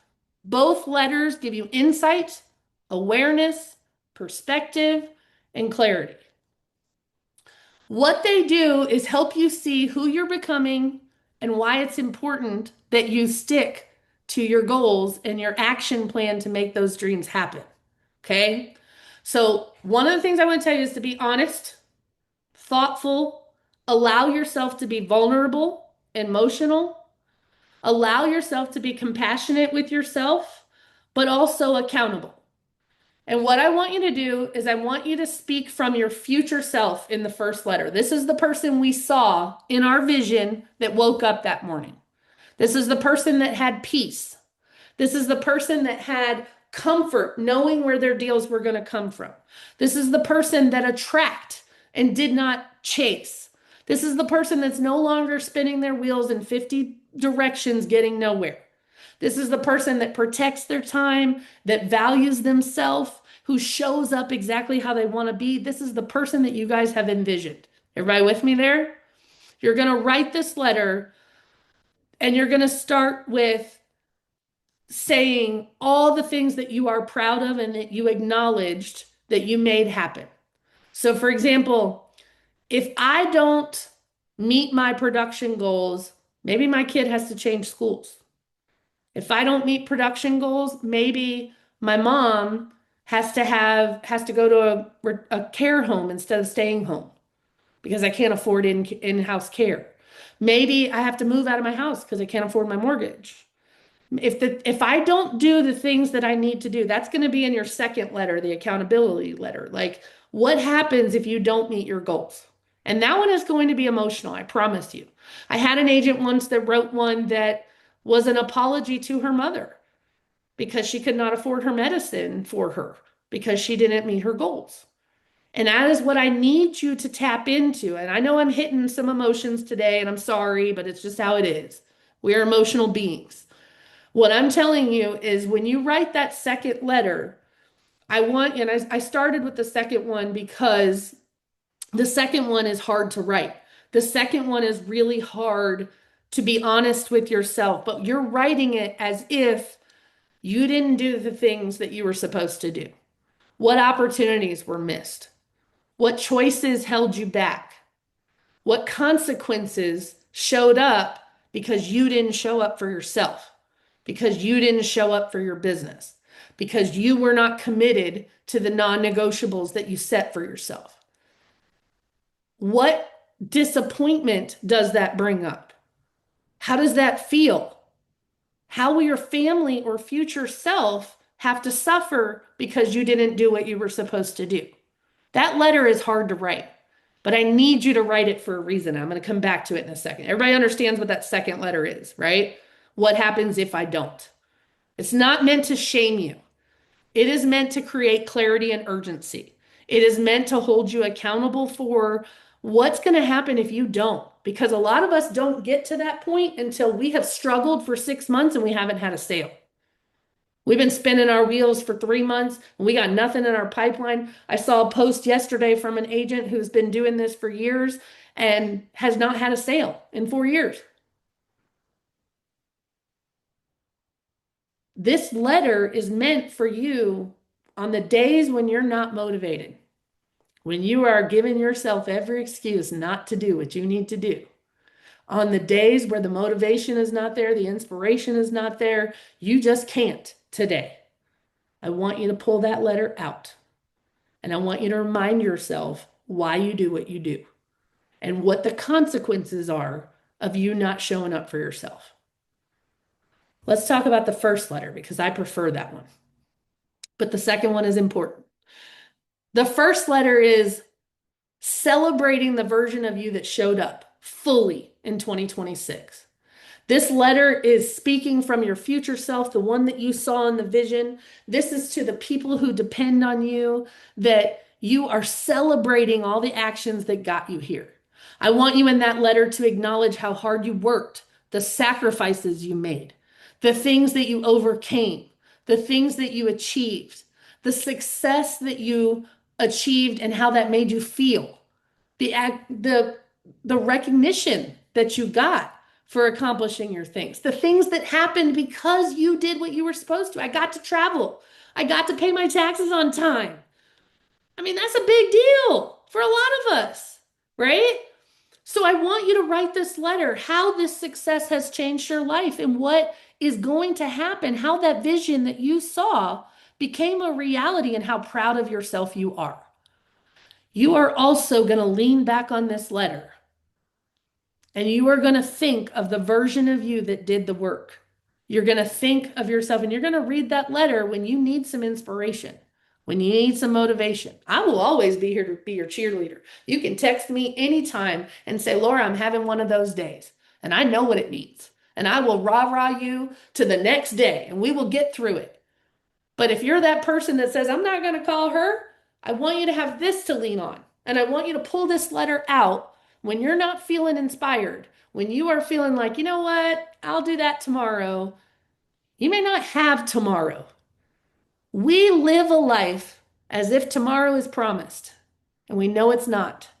This letter is for you to pull out to remind yourself of all the good that's going to come to you by doing what you have committed to do. Nobody's forcing you to do this business. Nobody's forcing you to be a realtor. You chose it. So I want you to write these two letters, a gratitude letter and an acknowledgement letter for yourself to be able to pull back out when you need to be able to say, I need a little extra motivation today. And some of you are motivated by the second letter, which is the doom and gloom. Some of you are motivated by the gratitude letter because you're positive and you need to see it. Pick whichever letter you want to read that day. They both have a purpose. But I want you to write these letters in true vulnerability, in true authenticity, being honest with yourself about what is going to happen if you don't reach your goals. What is going to happen to those that depend on you if you don't reach your goals? And that letter is really an apology to them. How did you let them down? How did you let yourself down? It's not about them, really. It's about you. Write it however you want to, but I would not skip this part if I were you. I think it's very important.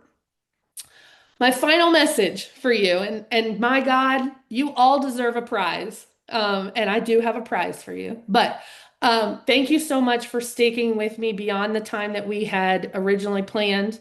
I hope that sticking it out was worth it for you, that you got the extra pieces that I knew were needed here. So thank you. One thing I want to leave you with, you have everything inside you that you need to be successful in this business. You are more capable than you give yourself credit for. You have all the tools and resources available to you to be successful. Not knowing how to do something is not an excuse for you. You have the world at your fingertips. When I was 19 and dinosaurs were roaming the earth, I didn't have all that, okay? You have everything that you need to be successful. You deserve a life and a business that you are proud of. You deserve to put yourself first. You deserve to honor yourself with your time, your energy, and your money. You also deserve to decide who gets access to you, your time, and your money. Okay? Thank you guys so very much for being here. I really appreciate it. Again, as I promised, I will, let me check this chat to make sure nobody didn't need anything. I will send you the two other resources that we definitely didn't have time for today for this. That is the agent attraction worksheets and the marketing plan that you're going to actually map out your marketing plan of how you're going to promote yourself and your business. I am grateful to each and every one of you for investing in yourself today and allowing me to walk you through at least this planning session. I want you to know that 2026 is going to be an incredible year for all of us, but it's going to be an incredible year because we're going to design it that way. We're going to choose what it looks like. Okay? Good luck to all of you. I'm here if you guys need anything. Thank you so much for being here. And I'll stick around for a minute in case anybody needs me or has questions, but I hope that you guys have a wonderful day. Thank you. This has been awesome. Thank you so much for being here. I appreciate it and for interacting. Thank you, Laura. This is fantastic. Appreciate it so much. Thank you so much, Michelle. I appreciate you.